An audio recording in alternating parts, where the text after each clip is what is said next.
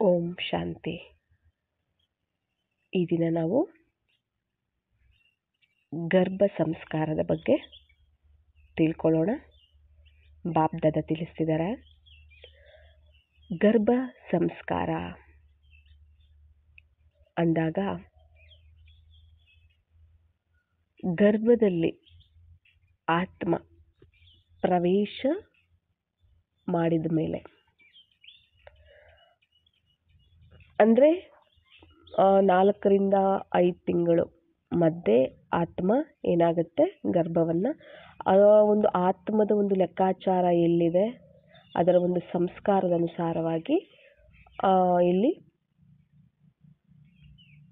ಆ ಲೆಕ್ಕಾಚಾರ ಎಲ್ಲಿರುತ್ತೆ ಅಲ್ಲಿ ಆ ಒಂದು ಸಂಬಂಧಗಳಲ್ಲಿನೇ ಗರ್ಭವನ್ನು ಪ್ರವೇಶ ಮಾಡುತ್ತೆ. ಎಲ್ಲಿ ಲೆಕ್ಕಾಚಾರ ಇರುತ್ತೋ ಅಲ್ಲೇ ಆ ಮನೆತನದಲ್ಲೇ ಯಾರಾದ್ರೂ ಗರ್ಭಧಾರಣೆ ಮಾಡಿದಾಗ ಆ ಒಂದು ಗರ್ಭದಲ್ಲಿ ಆತ್ಮ ಏನಾಗುತ್ತೆ, ಪ್ರವೇಶ ಮಾಡುತ್ತೆ. ಆದರೆ ಆ ಆತ್ಮ ಆಲ್ರೆಡಿ ಇಂದಿನ ಒಂದು ಜನ್ಮದ ಸಂಸ್ಕಾರವನ್ನು ಹೊತ್ಕೊಂಬಂದಿರತ್ತೆ ಅಲ್ವಾ. ಇಂದಿನ ಜನ್ಮದ ಒಳ್ಳೇದಿರ್ಬೋದು, ಕೆಟ್ಟದ್ದಿರ್ಬೋದು, ವಿಕಾರಗಳಿರ್ಬೋದು, ಪುಣ್ಯ ಒಂದು ಸಂಸ್ಕಾರಗಳಿರ್ಬೋದು, ಯಾವುದೇ ಆಗಿರಲಿ, ಒಳ್ಳೆಯದು ಕೆಟ್ಟದ್ದು ಎಲ್ಲನೂ ಸಂಸ್ಕಾರಗಳನ್ನು ಇಂದಿನ ಜನ್ಮದಿಂದಲೇ ತಗೊಂಬಂದಿರುತ್ತೆ. ಜೊತೆಗೆ ಗರ್ಭದಲ್ಲೂ ಸಹ ಸಂಸ್ಕಾರಗಳು ತಯಾರಾಗತ್ತೆ ಅಂತ ಹೇಳ್ತಾರೆ. ಅದು ಹೇಗೆ? ತನ್ನ ಗರ್ಭದಲ್ಲಿ ಇದೆ ಅಂದಾಗ ಗರ್ಭದಲ್ಲಿರುವಂತಹ ಆತ್ಮ ಸೋಲ್ ಕಾನ್ಷಿಯಸ್ ಅಲ್ಲಿರುತ್ತೆ. ಆತ್ಮ ಏನಾಗಿರುತ್ತೆ, ಸೋಲ್ ಕಾನ್ಷಿಯಸ್ ಅಂದರೆ ಶರೀರದ ಅಭಿಮಾನದಲ್ಲಿ ಅದು ಇರೋದಿಲ್ಲ. ಅದು ಈಚೆ ಬಂದು 1-2 ವರ್ಷ ಆಗೋವರೆಗೂ ಕೂಡ ಸೋಲ್ ಕಾನ್ಷಿಯಸ್ ಅಲ್ಲೇ ಇರುತ್ತೆ. ಇಂದಿನ ಜನ್ಮದ ಒಂದು ಸಂಬಂಧಗಳು ಸಹ ಅದಕ್ಕೆ ನೆನಪಿರುತ್ತೆ. ಏನು ಇಂದಿನ ಜನ್ಮದ ಒಂದು ಸಂಬಂಧಗಳು, ಎಲ್ಲಿ ಜನ್ಮ ತಗೊಂಡಿದ್ರು ಏನು, ಅದು ಸಹ ನೆನಪಿರುತ್ತೆ 2 ವರ್ಷದವರೆಗೂ. ಇದು ರಿಸರ್ಚ್ ಮಾಡಿ ಪ್ರೂವ್ ಆಗಿದೆ ಇದು. ನೋಡಿ, ನೀವೇ ನೋಡಿರ್ಬೋದಲ್ಲ, ಯಾರಾದರೂ ಮನೆಯಲ್ಲಿ ಒಂದು ಮಗು ಜನಿಸಿದೆ ಅಂತಂದಾಗ, ಹುಟ್ಟಿದೆ ಅಂತಂದಾಗ ಕೆಲವರನ್ನು ನೋಡಿ ನಗುತ್ತೆ, ಕೆಲವರನ್ನು ನೋಡಿ ಅಳ್ಳುತ್ತೆ, ಇದಕ್ಕಿದ್ದಂಗೆ ಅಳ್ಳುತ್ತೆ, ಇದಕ್ಕಿದ್ದಂಗೆ ನಗುತ್ತೆ. ಯಾರ ಜೊತೆ ಇಂದಿನ ಜನ್ಮದಲ್ಲಿ ಅವರ ಒಂದು ಸಂಬಂಧ ಚೆನ್ನಾಗಿರುತ್ತೆ ಅವರನ್ನು ನೋಡಿ ನಗುತ್ತಾರೆ. ಯಾರ ಜೊತೆ ಇಂದಿನ ಒಂದು ಜನ್ಮದಲ್ಲಿ ಸಂಬಂಧ ಚೆನ್ನಾಗಿರೋದಿಲ್ಲ, ಏನಾದರೂ ದುಃಖ ಕೊಟ್ಟಿರ್ತಾರೋ, ಏನಾದರೂ ಒಂದು ಇರುತ್ತೆ, ಅವರನ್ನು ನೋಡಿ ಅಳ್ಳುವಂತಹದ್ದು, ಏನೋ ಎಮೋಷನ್ಸ್ ಅನ್ನೋದು ಅಲ್ಲಿ ಕ್ರಿಯೇಟ್ ಆಗಿಬಿಡುತ್ತೆ ಆ ಮಗುಗೂ ಸಹ. ನೀವೆಲ್ಲರೂ ಸಹ ಗಮನಿಸಿರ್ತೀರ.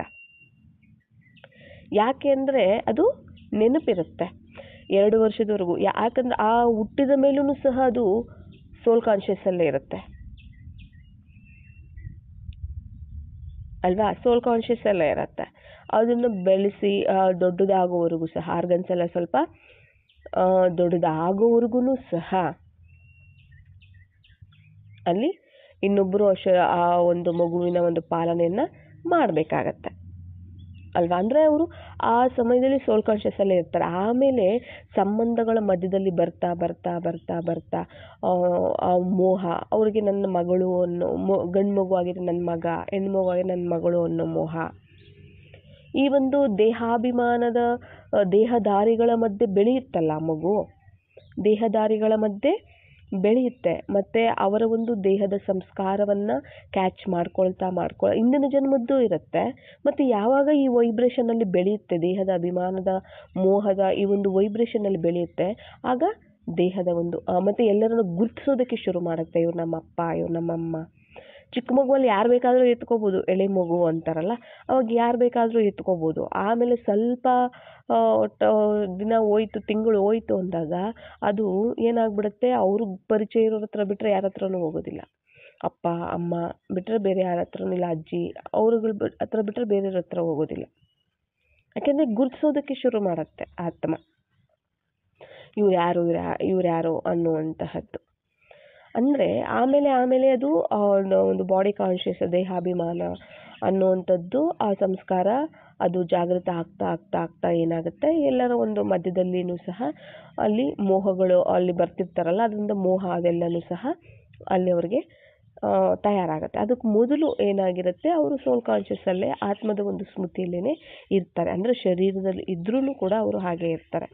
ಗರ್ಭದಲ್ಲಿ ತನ್ನ ತಂದೆ ತಾಯಿ ಅಂದರೆ ಆ ಮಗುವಿನ ಆ ಶರೀರಕ್ಕೆ ಜನ್ಮ ಕೊಡುವಂತಹ ತಂದೆ ತಾಯಿ ಮುಖ್ಯ ಕಾರಣ ಆಗಿರ್ತಾರೆ ಅಲ್ವಾ. ತಂದೆ ತಾಯಿ ಆ ತಂದೆ ತಾಯಿಯ ಒಂದು ಆ ಎಮೋಷನ್ಸನ್ನು ಕ್ಯಾಚ್ ಮಾಡುತ್ತೆ ಗರ್ಭದಲ್ಲಿರುವಂತಹ ಮಗು. ಹೇಳ್ತಾರೆ ನೋಡಿ, ಈಗ ಯಾರಾದರೂ ಗರ್ಭದಲ್ಲಿ ಇದ್ದಾಗ ಗರ್ಭಿಣಿಯಾಗಿದ್ದಾಗ ಹೇಳ್ತಾರೆ ಕೋಪ ಮಾಡ್ಕೋಬೇಡ, ಕೆಟ್ಟದನ್ನು ಮಾತಾಡಬೇಡ, ಯಾವುದು ಕೆಟ್ಟದನ್ನು ಯೋಚನೆ ಮಾಡಬೇಡ, ಜಾಸ್ತಿ ಅಳೋದಕ್ಕೆ ಹೋಗಬೇಡ, ಈ ಸಮಯದಲ್ಲಿ ಒಳ್ಳೆ ಬುಕ್ಸನ್ನು ಓದು, ಭಗವದ್ಗೀತೆಯನ್ನು ಓದು, ಈ ಥರ ಎಲ್ಲ ಹೇಳ್ತಿರ್ತಾರೆ ಅಲ್ಲ. ದೇವರ ಒಂದು ಹಾಡುಗಳನ್ನು ಕೇಳು, ಈ ಥರ ಎಲ್ಲ ಹೇಳ್ತಿರ್ತಾರೆ. ಅಂದರೆ ಮಗು ಒಳಗಡೆ ಆರೋಗ್ಯವಾಗಿರುತ್ತೆ ಮತ್ತು ಅದಕ್ಕೂ ಒಳ್ಳೆ ಸಂಸ್ಕಾರ ಅನ್ನೋದು ಬೆಳೆಯುತ್ತೆ ಅಂತ ಹೇಳ್ತಿರ್ತಾರೆ. ಯಾಕೆ ಅಂದರೆ ಇದಕ್ಕೇನೆ ನೋಡಿ, ನನ್ನ ಗರ್ಭದಲ್ಲಿರುವಂತಹ ಮಗು ಏನು ತಾಯಿ ನೀರು ಕುಡಿದ್ರು, ಊಟ ಮಾಡಿದ್ರು, ಏನೇ ಒಂದು ಆಹಾರವನ್ನು ಸ್ವೀಕಾರ ಮಾಡಿದ್ರು, ಮಾನಸಿಕವಾಗಿ ಮತ್ತು ದೈಹಿಕವಾಗಿ ಎರಡೂ ಸಹ ಆ ಮಗುವೂ ಸಹ ಸೇರ್ತಿರುತ್ತೆ. ಮಗುವಿಗೂ ಸಹ ಸೇರಿಸುತ್ತೆ. ಇವಾಗ ತಾಯಿ ಏನು ತಿಂತಾರೆ ಅನ್ನೋದ್ರ ಮೇಲೆ ತಾನೇ ಆ ಮಗುವೂ ಸಹ ಹೊಟ್ಟೆಯಲ್ಲಿ ಅದು ಸ್ವೀಕಾರ ಮಾಡೋದು ಬೆಳೀತಿರುತ್ತಲ್ವ. ಈಗ ಈ ಸಮಯದಲ್ಲಿ ಗರ್ಭಿಣಿ ಇದ್ದೀರಾ, ನೀವು ಈ ಥರ ಫುಡ್ ತಿನ್ನಿ, ಈ ಥರ ಫುಡ್ ತಿನ್ನಿ, ನಿಮಗೆ ಒಳ್ಳೆಯದು, ಆರೋಗ್ಯಕ್ಕೆ ಒಳ್ಳೆಯದು, ಮಗು ಚೆನ್ನಾಗಿರುತ್ತೆ ಅಂತೆಲ್ಲ ಹೇಳ್ತಿರ್ತಾರೆ ಅಲ್ವಾ.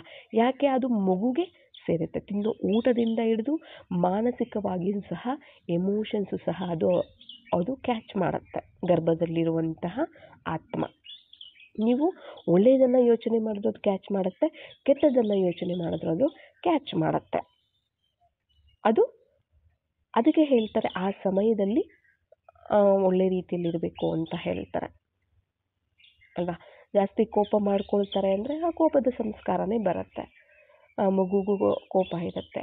ನೀವೇನೇ ತಿಂದರೂ ಕೂಡ, ನೀವೇನು ತಿಂದಿರ್ತೀರ ಅದೇನು ಸ್ವೀಕಾರ ಮಾಡಿರುತ್ತೆ ಮತ್ತು ಅದೂ ಸಹ ಸಂಸ್ಕಾರ ಆಗಿಬಿಡುತ್ತೆ ಅದಕ್ಕೆ. ಅದು ಅಂದರೆ ಈಚೆ ಬಂದಮೇಲೂ ಸಹ ದೊಡ್ಡದಾದ್ಮೇಲೂ ಸಹ ಅದೇ ಸಂಸ್ಕಾರನೇ ಇರುತ್ತೆ. ಈಗ ಹಿಂದೆ ಒಂದು ಕತೆ ಇದೆಯಲ್ಲ, ಅಭಿಮನ್ಯು ಅಂತ ಇದ್ದಾರಲ್ಲ. ಅಭಿಮನ್ಯು ಗರ್ಭದಲ್ಲಿದ್ದಾಗ ತನ್ನ ತಾಯಿ ಚಕ್ರವ್ಯೂಹದಲ್ಲಿ ಹೋಗುವ ಒಂದು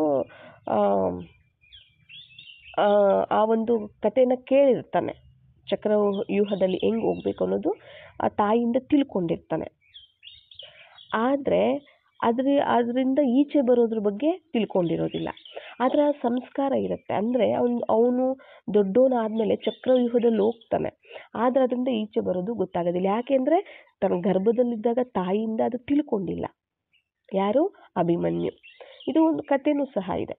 ಹಾಗೆ ಇಲ್ಲಿ ಗರ್ಭದಲ್ಲೂ ಸಹ ಅದು ಸಂಸ್ಕಾರವನ್ನು ಆತ್ಮ ಏನು ಮಾಡುತ್ತೆ, ಬೆಳೆಸ್ಕೊಳ್ಳುತ್ತೆ. ಗರ್ಭದ ಸಂಸ್ಕಾರ ಅಂತಲೇ ನಾವು ಅದಕ್ಕೆ ಹೇಳ್ತೀವಿ. ನೀವೇನು ತಿಂತೀರಾ, ನೀವು ಯಾವ ಥರ ಯೋಚನೆ ಮಾಡ್ತೀರಾ, ತಂದೆ ತಾಯಿಯ ಒಂದು ಎಮೋಷನ್ಸ್ ಏನಿದೆ ಅದನ್ನು ಅವರು ಕ್ಯಾಚ್ ಮಾಡ್ತಾರೆ. ಈಗ ಜಾಸ್ತಿ ನಾವು ನೋಡ್ತೀವಿ, ತುಂಬ ಮಕ್ಕಳು ಈಗ ಹುಟ್ಟುವಂಥ ಮಕ್ಕಳು ಹೇಗಿದ್ದಾರೆ ಅಂದರೆ ಫೋನ್ಗೆ ಅಡಿಕ್ಟ್ ಆಗಿಬಿಟ್ಟಿದ್ದಾರೆ. ಹೇಗಿದ್ದಾರೆ ಅಂದರೆ ಫೋನ್ ಇಲ್ಲ ಅಂದರೆ ನಿದ್ದೆ ಮಾಡೋದಿಲ್ಲ, ಫೋನ್ ಇಲ್ಲ ಅಂದರೆ ಊಟ ಮಾಡೋದಿಲ್ಲ, ಫೋನ್ ಇಲ್ಲ ಅಂದರೆ ಅಳು ನಿಲ್ಲಿಸೋದಿಲ್ಲ. Phone phone phone phone. ಯಾಕೆ ಅವ್ರಿಗೆ ಆ ಥರ ಸಂಸ್ಕಾರ? ಇಂದಿನ ಒಂದು ಸಂಸ್ಕಾರನೂ ಹೊತ್ಕೊಂಬಂದಿದೆ, ಇಲ್ಲ ಅಂತ ಹೇಳೋದಿಲ್ಲ. ಹಿಂದೇನೂ ಅವ್ರು ಫೋನ್ ಯೂಸ್ ಮಾಡಿರ್ತಾರೆ ಹಿಂದಿನ ಜನ್ಮದಲ್ಲಿ. ಆದರೆ ಗರ್ಭದಲ್ಲಿ ಇದ್ದಾಗ ತಾಯಿ ಹೆಚ್ಚು ಸಮಯ ಫೋನ್ ಜೊತೆನೇ ಕಳೆದಿರ್ತಾಳೆ. ತಾಯಿ ಫೋನ್ ಜೊತೆನೇ ಕಳೆದಿದ್ದಾಳೆ ಅಂತಂದಾಗ ಆ ಒಂದು ಸಂಸ್ಕಾರನೂ ತನ್ನ ಮಗು ಕ್ಯಾಚ್ ಮಾಡಿರುತ್ತೆ. ಮತ್ತು ಹುಟ್ಟಿದ ತಕ್ಷಣ ಫೋನ್ ಬೇಕದಕ್ಕೆ. ಫೋನ್ ನೋಡಿದ ತಕ್ಷಣ ಇವಾಗ ನೋಡಿ 2 ವರ್ಷಕ್ಕೆ ಅದು ಸ್ಕ್ರಾಲ್ ಮಾಡ್ತಾ ಇರುತ್ತೆ, ಫೋನ್ ಎತ್ತುತ್ತಾ ಇರುತ್ತೆ ಮೇಲಕ್ಕೆ. ಆ ಥರ ಇರುತ್ತೆ ಈಗ ಮಗು. ಮತ್ತು ನಿದ್ದೆ ಮಾಡೋವಾಗ 10 ತಿಂಗಳ ಮಗು ನಾವು ನೋಡಿದ್ದೀವಿ. 10 ತಿಂಗಳ ಮಗು ಫೋನ್ ಹಾಡಿಟ್ಬಿಟ್ಟು ಫೋನ್ ಕೈಗಿಟ್ಟರೆ ನಿದ್ದೆ ಮಾಡುತ್ತೆ. ಫೋನು ಹಂಗಿಟ್ಟು ಹಾಡಿಡಬೇಕು, ಫೋನಲ್ಲಿ ಹಾಡಿಟ್ಟರೆ ನಿದ್ದೆ ಮಾಡುತ್ತೆ. ಯಾಕೆ ಇದೆಲ್ಲನೂ? ತನ್ನ ತಾಯಿ ತನ್ನ ಮಗು ಗರ್ಭದಲ್ಲಿದ್ದಾಗ ಅವ್ರು ಯಾವ ಥರ ಅವರು ಏನು ಯೂಸ್ ಮಾಡಿದ್ರು, ಯಾವ ಥರ ಅವರು ಒಂದು ಕರ್ಮಗಳು ಇದ್ದವು ಅನ್ನೋದು ಆ ಮಕ್ಕಳ ಮೇಲೂ ಸಹ, ಗರ್ಭದಲ್ಲಿರೋ ಮಗು ಮೇಲೂ ಸಹ ಏನಾಗುತ್ತೆ, ಎಫೆಕ್ಟ್ ಅನ್ನೋದು ಬೀಳುತ್ತೆ ಅನ್ನುವಂತಹದ್ದು. ಅದು ಏನಾಗುತ್ತೆ, ಅದು ಅದರಿಂದನೇ ಆ ಹುಟ್ಟಿದ ಮೇಲೂ ಸಹ ಆ ಮಗು ಫೋನಿಂದನೇ ಇವಾಗ ಜಾಸ್ತಿ ಎಲ್ಲ ನೋಡಿದ್ರು ಕೂಡ ಅದೇ ಆಗಿದೆ. ಏನು ತನ್ನ ತಾಯಿ ಯಾವ ಥರ ಯೋಚನೆ ಮಾಡ್ತಾಳೆ, ಯಾವ ಥರ ಕರ್ಮಗಳು ಮಾಡ್ತಾಳೆ, ಯಾವ ಥರ ಮಾತಾಡ್ತಾಳೆ, ಯಾವ ಥರ ಇರ್ತಾಳೆ, ಏನು ತಿಂತಾಳೆ ಎಲ್ಲನೂ ಸಹ. ಮತ್ತು ತಂದೆ ತಾಯಿ ತನ್ನ ಮಗು ಬಗ್ಗೆ ಏನು ಭಾವನೆ ಇಟ್ಟಿದ್ದಾರೆ. ಯಾಕಂದರೆ ತನ್ನ ಆ ಮಗು ಜನನ ಅಂದರೆ ಹುಟ್ಟೋದಕ್ಕೆ ತಾಯಿನೂ ಕಾರಣ ಇದ್ದಾರೆ, ತಂದೆನೂ ಕಾರಣ ಇದ್ದಾರೆ ಅಲ್ವಾ. ಅವರಿಬ್ಬರೇ ಎಮೋಷನ್ಸನ್ನು ಸಹ ಬೀಳುತ್ತೆ. ಮತ್ತು ಪಕ್ಕದಲ್ಲಿ ಅವರ ಸಂಬಂಧಿಕರು ಏನು ಥಿಂಕ್ ಮಾಡ್ತಾ ಇದ್ದಾರೆ ಅನ್ನೋದು ಸಹ ಅವರು ಆ ಒಂದು ವೈಬ್ರೇಷನ್ನು ಸಹ ಅವರು ಕ್ಯಾಚ್ ಮಾಡ್ಕೊತಾರೆ. ಯಾಕೆಂದ್ರೆ ಅವರು ಸೋಲ್ ಕಾನ್ಷಿಯಸ್ಸಲ್ಲಿರುತ್ತೆ ತಾಯಿ ಗರ್ಭದಲ್ಲಿರುವಂಥದ್ದು ಅಲ್ವಾ. ಆ ಮಗುಗೆ ಏನಾಗಿರುತ್ತೆ, ಸೋಲ್ ಕಾನ್ಷಿಯಸ್ಸಲ್ಲಿರುತ್ತೆ. ಆದ್ದರಿಂದ ಬೇಗ ಕ್ಯಾಚಿಂಗ್ ಪವರ್ ಚೆನ್ನಾಗಿರುತ್ತೆ ಆ ಆತ್ಮಗಳಿಗೆ. ಈಗ ಯಾರಿಗಾದ್ರೂ ತನ್ನ ಗರ್ಭದಲ್ಲಿರುವಂತಹ ಮಗು ಇದೆ, ಯಾವ ಮಗು ಅನ್ನೋದು ಗೊತ್ತಿರೋದಿಲ್ಲ, ಗಂಡು ಅನ್ನೋದು ಗೊತ್ತಿರೋದಿಲ್ಲ, ಹೆಣ್ಣು ಅನ್ನುವಂತಹದ್ದು ಕೂಡ ಗೊತ್ತಿರೋದಿಲ್ಲ. ತನ್ನ ಇವರಿಗೆ ಗಂಡನಿಗೆ ನನಗೆ ಗಂಡು ಮಗು ಬೇಕು ಅನ್ನೋ ಆಸೆ ಇರುತ್ತೆ, ತಾಯಿಗೆ ನನಗೆ ಹೆಣ್ಣು ಮಗು ಬೇಕು ಅನ್ನೋ ಆಸೆ ಇರುತ್ತೆ, ಮತ್ತು ಅತ್ತೆ ಮಾವನಿಗೆ ನನಗೆ ಗಂಡು ಮಗು ಬೇಕು, ನಮ್ಗೆ ವಂಶಾಧಾರಕ ಬೇಕು ಅನ್ನೋ ಆಸೆ ಇರುತ್ತೆ. ಏನಾಗಿರುತ್ತೆ, ಆ ಒಂದು ಆಸೆ ಇರುತ್ತೆ. ಎಲ್ಲರೂ ಒಂದೊಂದು ಥರ ಥಿಂಕ್ ಮಾಡ್ತಿರ್ತಾರೆ. ಆದರೆ ಗರ್ಭದಲ್ಲಿ ಒಂದು ವೇಳೆ ಈಗ ಎಲ್ಲರೂ ನನಗೆ ಗಂಡು ಮಗು ಆಗಬೇಕು ಅನ್ನೋ ಆಸೆ ಇರುತ್ತೆ, ನನಗೆ ಗಂಡು ಮಗು ಬೇಕು, ಅತ್ತೆ ಅವ್ರ ಆ ಮಗುವಿನ ಅಜ್ಜಿ ತಾತ ಕೂಡ ನನಗೆ ಗಂಡು ಮಗು ಹುಟ್ಟಬೇಕು ಅಂತ, ಅಪ್ಪ ಕೂಡ ಗಂಡು ಮಗು ಹುಟ್ಟಬೇಕು ಅಂತ. ಒಂದು ವೇಳೆ ತಾಯಿಯ ಒಂದು ಗರ್ಭದಲ್ಲಿರುವಂಥ ಮಗು ಅದು ಹೆಣ್ಣಾಗಿತ್ತು, ಏನಾಗುತ್ತೆ ಅಂದಾಗ ಅವರು ಆ ಥರ ಸಂಕಲ್ಪಗಳು ಮಾಡ್ತಿದ್ದಾರೆ. ಇಲ್ಲಿ ಇವ್ರೇನಾಗಿರ್ತಾರೆ, ಹೆಣ್ಣು ಮಗು ಅಲ್ವಾ. ಆ ಥರ ಏನಾಗುತ್ತೆ ಅಂದರೆ ನನಗೆ ಗಂಡು ಮಗು ಬೇಕು, ಹೆಣ್ಣು ಮಗು ಬೇಡ ಅಂತೆಲ್ಲ ಅವರು ಆ ಥರ ಸಂಕಲ್ಪಗಳು ಮಾಡುವಾಗ ಆ ಒಂದು ಸಂಕಲ್ಪಗಳನ್ನು ಕ್ಯಾಚ್ ಮಾಡುತ್ತೆ ಯಾವುದು, ಗರ್ಭದಲ್ಲಿರುವಂತಹ ಆ ಮಗುಗೆ ಸ್ಮೃತಿ ಇರುತ್ತೆ, ನಾನು ಹೆಣ್ಣಾಗಿ ಜನ್ಮ ತಗೊಳ್ತಿದ್ದೀನಿ ಅಂತ. ಇವರು ಗಂಡು ಅಂತ ಹೇಳ್ತಿದಾರಲ್ಲ, ನಾನು ಹೆಣ್ಣು ಮಗು ಆಗ್ಬಿಟ್ಟಿದ್ದೀನಿ. ಅಲ್ಲಿನೇ ಆ ಒಂದು ಸ್ಮೃತಿ ತಯಾರಾಗತ್ತಂತೆ. ಅಂದರೆ ನಾನು ಹುಟ್ಟಿದ ಮೇಲೂ ಸಹ ನನ್ನನ್ನು ಅವರು ತಿರಸ್ಕಾರ ಮಾಡ್ತಾರೇನೋ, ತಿರಸ್ಕಾರ ಭಾವನೆ ಅನ್ನುವಂಥದ್ದು ಅಲ್ಲಿ ನನ್ನ ತಿರಸ್ಕಾರ ಮಾಡ್ತಾರೇನೋ, ನನ್ನನ್ನು ಇಷ್ಟಪಡೋದಿಲ್ವೇನೋ, ನನ್ನನ್ನು ಯಾರು ಪ್ರೀತಿ ಮಾಡೋದಿಲ್ವೇನೋ. ಅವ್ರು ಗಂಡು ಮಗು ಅಂತಿದ್ದಾರೆ, ನಾನು ಹೆಣ್ಣಾಗ್ಬಿಟ್ಟಿದ್ದೀನಿ ಅಲ್ವಾ. ನಾನು ಹುಟ್ಟಿದ ಮೇಲೆ ಅವ್ರು ಏನು ಮಾಡ್ತಾರೋ ಏನೋ, ಯಾವ ಥರ ನೋಡ್ಕೋತಾರೋ ಏನೋ ಅನ್ನೋದು ಸಹ ಅವ್ರಿಗೆ ಸಂಕಲ್ಪಗಳು ಸ್ಟಾರ್ಟ್ ಆಗುತ್ತೆ. ಅಲ್ಲಿಂದನೂ ಸಹ ಆ ಮಗು ಏನಾಗುತ್ತೆ, ಆ ಒಂದು ಸಂಕಲ್ಪಗಳನ್ನು, ಆ ಒಂದು ಸಂಸ್ಕಾರವನ್ನು, ಆ ನೋವು ತಿನ್ನುವಂಥದ್ದಿರ್ಬೋದು, ಆ ಥರ ಯೋಚನೆ ಮಾಡುವಂಥದ್ದಿರ್ಬೋದು, ಅವೆಲ್ಲನೂ ಸಹ ತೊಗೊಂಬರುತ್ತೆ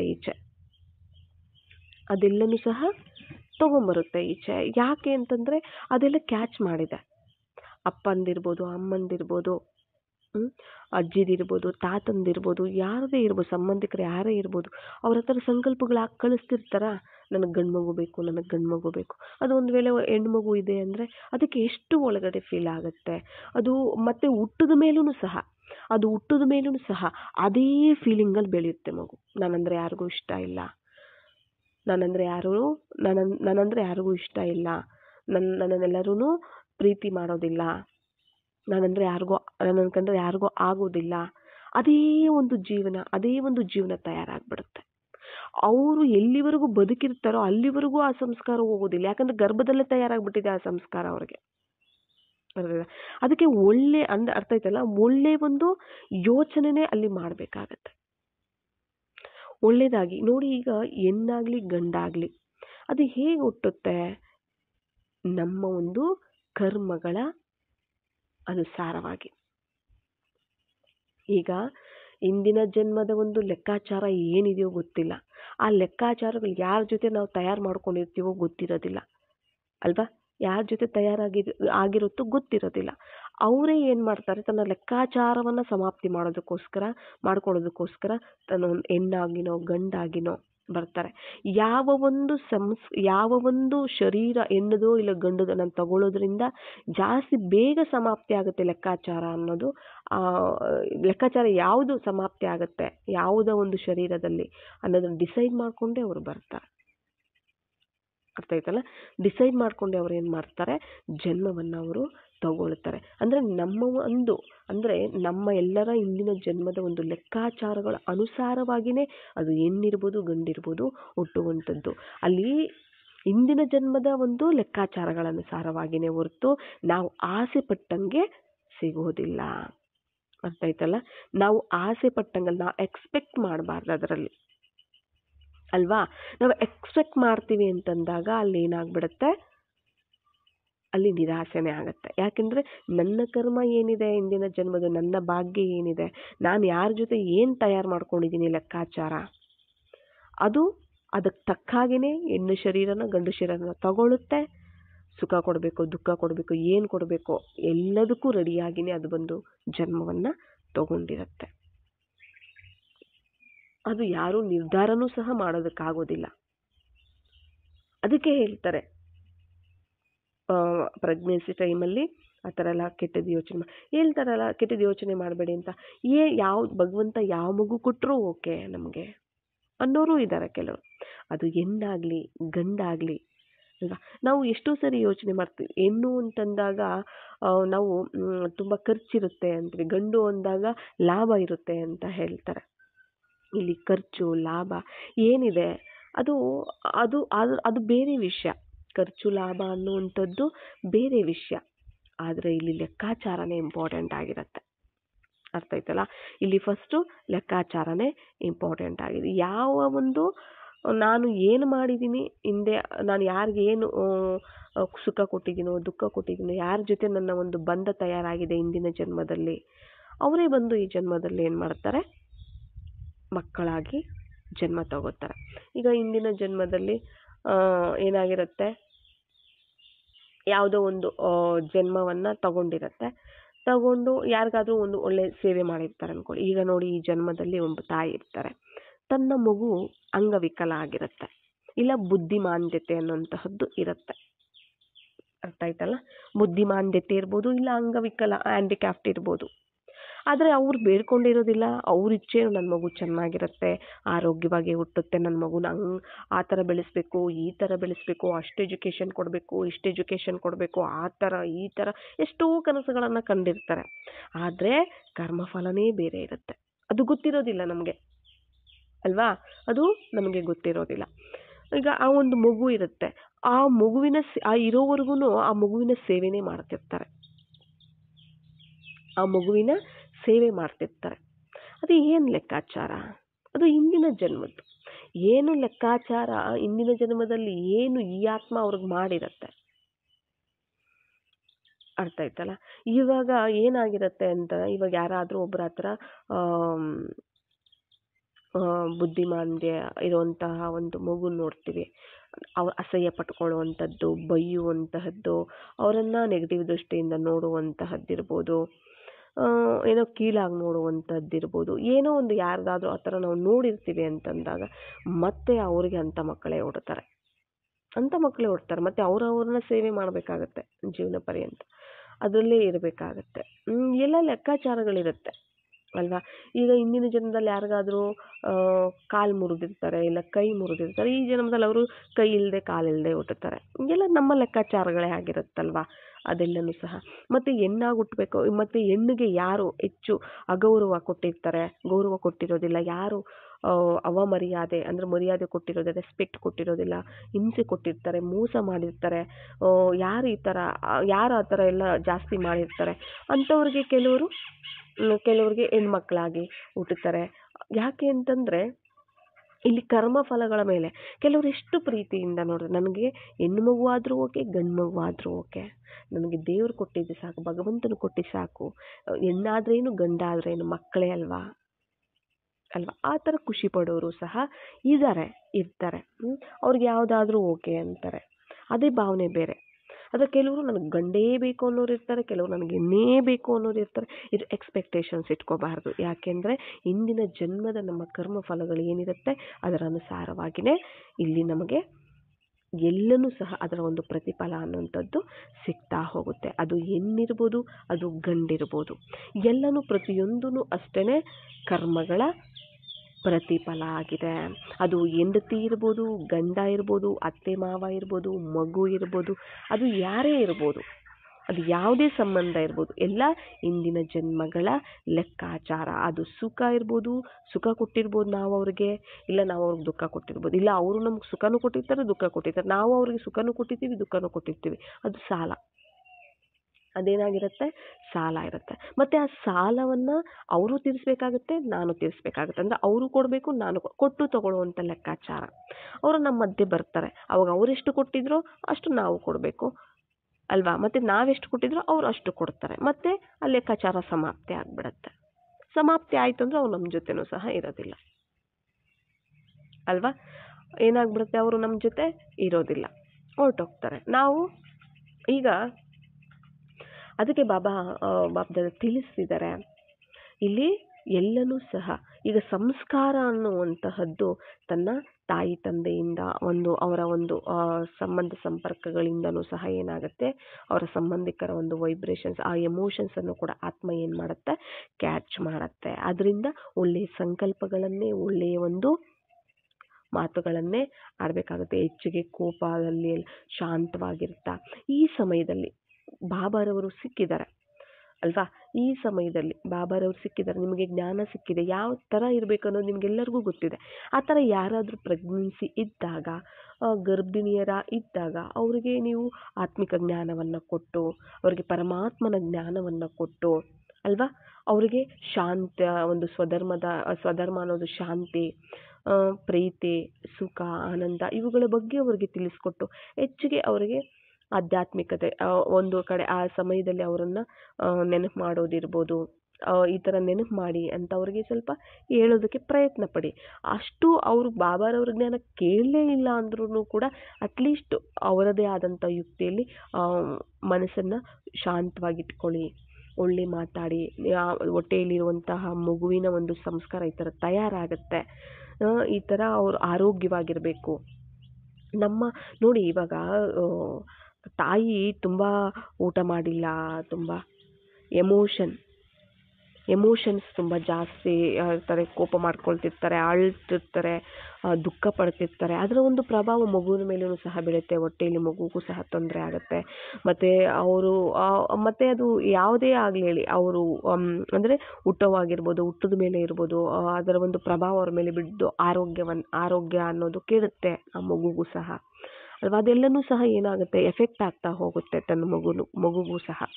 ಆದ್ದರಿಂದ ಆ ಸಮಯದಲ್ಲಿ ಆಗ ಭಕ್ತಿ ಮಾರ್ಗದ್ದು ಇತ್ತು, ಆಗ್ಲೇ ಅವ್ರು ಹೇಳ್ತಿದ್ರು ಒಳ್ಳೆಯದನ್ನು ಮಾತಾಡಿ, ಒಳ್ಳೆಯದನ್ನು ಯೋಚನೆ ಮಾಡಿ, ಮಗು ಹೊಟ್ಟೆಯಲ್ಲಿದ್ದಾಗ ಅಂತ ಹೇಳ್ತಿದ್ರು. ಈಗ ಜ್ಞಾನ ಸಿಕ್ಕಿದೆ, ಜ್ಞಾನ ಗೊತ್ತಿಲ್ಲದಿರೋರಿಗೆ ಅಟ್ಲೀಸ್ಟ್ ಅವ್ರಿಗೆ ಶಾಂತವಾಗಿರೋದಕ್ಕೆ ಮತ್ತು ಪರಮಾತ್ಮರ ಪರಿಚಯ ಕೊಟ್ಟು ಈ ಥರ ನೆನಪು ಮಾಡಿ ಅಂತ ಹೇಳೋದಕ್ಕೆ ಇರ್ಬೋದು. ಹೆಚ್ಚಿಗೆ ಈ ಥರ ಭಗವಂತನ ಒಂದು ನೆನಪನ್ನು ಮಾಡೋದು ಮತ್ತು ಅವರ ಒಂದು ಮಹಾವಾಕ್ಯಗಳನ್ನು ಕೇಳೋದು, ಅವೆಲ್ಲ ಮಾಡ್ತಾ ಹೋದಂತೆ ಆತ್ಮ ಸೋಲ್ ಕಾನ್ಷಿಯಸ್ಸಲ್ಲಿ ಇರುತ್ತಲ್ಲ ಗರ್ಭದಲ್ಲಿ, ಮತ್ತು ಬೇಗ ಪರಮಾತ್ಮನ ಒಂದು ಜ್ಞಾನ, ಆ ಒಂದು ಗುಣ, ಆ ಶಕ್ತಿಯನ್ನು ಕ್ಯಾಚ್ ಮಾಡ್ಕೊಳ್ಳುತ್ತೆ ಅಲ್ವಾ.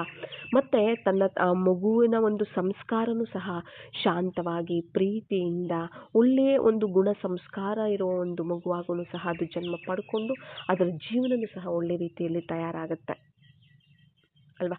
ಅದರಿಂದ ಈ ಥರ ನಾವು ನಮಗೆ ಗೊತ್ತಿರೋ ಏನು ಜ್ಞಾನ ಇದೆ ಅದನ್ನು ಯಾರಿಗೆ ಆದರೂ ಕೂಡ ಆ ಥರ ತಿಳಿಸಿ ಅವರನ್ನು ಆ ಥರ ನಾವು ಕೇಳಿಲ್ಲ ಅಂದರೆ ಅಟ್ಲೀಸ್ಟ್ ಶುಭ ಭಾವನೆ ಆದ್ರೂ ಇರಿ. ಅಟ್ಲೀಸ್ಟ್ ಅವ್ರ ಬಗ್ಗೆ ಅವ್ರು ಕೇಳಲ್ಲ ಬಿಡು, ಏನಾದರೂ ಮಾಡ್ಕೊಳ್ಳಿ ಬಿಡು, ಅದು ಅವ್ರಿಷ್ಟ ಬಿಡು ಅಲ್ಲ, ಅಟ್ಲೀಸ್ಟ್ ಅವ್ರು ಕೇಳಿಲ್ಲ ಅಂದ್ರೂ ಪರವಾಗಿಲ್ಲ, ಅವ್ರನ್ನ ನೆನಪು ಮಾಡಿಲ್ಲ ಅಂದ್ರೂ ಪರವಾಗಿಲ್ಲ, ನೀವು ಮಾತ್ರ ನೆಗೆಟಿವ್ ಆಗಿ ಅವ್ರ ಬಗ್ಗೆ ಮಾತಾಡದೆ ಅವ್ರಿಗೆ ಶುಭ ಭಾವನೆಯನ್ನು ಅವ್ರ ಮೇಲೆ ಇಡಿ. ಭಗವಂತನ ಒಂದು ನೆನಪು ಮಾಡ್ತಾ ಅವ್ರ ಬಗ್ಗೆ ಶುಭ ಭಾವನೆ, ಶುಭ ಸಂಕಲ್ಪ, ಶುಭ ಕಾಮನೆಯನ್ನು ಇಡ್ತಾ ಹೋಗಿ. ಆ ಒಂದು ನಿಮ್ಮ ಒಂದು ವೈಬ್ರೇಷನ್ ಆದರೂ ಅವರಿಗೆ ಹೋಗಲಿ. ತನ್ನ ಮನೆಯಲ್ಲೇ ಇರ್ತಾರೆ ಈಗ ತನ್ನ ಮನೆಯಲ್ಲೇ ಇರ್ತಾರೆ. ಈಗ ತನ್ನ ಯಾರೋ ಮಾತೆಯರು ಸೆಂಟ್ರಿಗೆ ಬರ್ತಿರ್ತಾರೆ, ಹೋಗ್ತಿರ್ತಾರೆ. ತನ್ನ ಮಕ್ಕಳಿಗೆ ಮದುವೆ ಆಗಿರುತ್ತೆ, ಅವ್ರಿಗೆ ಮೊಮ್ಮಕ್ಕಳು ಇರ್ತಾರೆ, ಅವ್ರು ನೋಡ್ಕೊಳ್ಬೇಕಾಗ್ತಿರುತ್ತೆ. ಸೆಂಟ್ರಿಗೆ ಬರ್ತಿರ್ತಾರೆ, ಹೋಗ್ತಿರ್ತಾರೆ. ಅವ್ರಿಗೆ ಜ್ಞಾನ ಗೊತ್ತಿರುತ್ತೆ, ಡೈಲಿ ಮುರುಳು ಕೇಳ್ತಿರ್ತಾರೆ, ಡೈಲಿ ಯೋಗ ಮಾಡ್ತಿರ್ತಾರೆ. ಅವರು ಅಷ್ಟೇ ಮನೆಗೆ ಬಂದಿರ್ತಾರೆ, ಅವ್ರಿಗೆ ಬಾಬನ ನೆನಪಲ್ಲಿ ಅಡುಗೆ ಮಾಡಿರೋದಿರ್ಬೋದು, ಪ್ರಸಾದ ಅಂತ ಸೇವಿಸೋದಿರ್ಬೋದು, ಬಾಬನ ಮಗು ಬಂದಿದೆ, ಬಾಬನ ಮಕ್ಕಳಾಗಿದ್ದಾರೆ ಇವರು, ಬಾಬನ ಪ್ರಸಾದ ತಿನ್ನಿಸೋದಿರ್ಬೋದು, ಬಾಬನ ನೆನಪಲ್ಲಿ ಮಾಡಿ. ಮತ್ತು ಅವರಿಗೆ ಹೆಚ್ಚೆಚ್ಚಿಗೆ ಬಾಬಾರವರ ಮಹಾವಾಕ್ಯಗಳು ಹೇಳುವಂಥದ್ದು, ಆತ್ಮದ್ದು ಪರಮಾತ್ಮನದ್ದು ಒಂದು ಮಹಾವಾಕ್ಯಗಳು ಹೇಳುವಂಥದ್ದು, ಮತ್ತು ನೆನಪು ಮಾಡಿ ಅಂತ ಹೇಳುವಂಥದ್ದು, ಮತ್ತು ಶುಭ ಸಂಕಲ್ಪಗಳನ್ನು ಕಳಿಸುವಂಥದ್ದು, ಒಂದು ಪಾಸಿಟಿವ್ ಆಗಿ ಅವರಿಗೆ ವೈಬ್ರೇಷನ್ಸನ್ನು ಕಳಿಸ್ತಾ ಇರುವಂಥದ್ದು.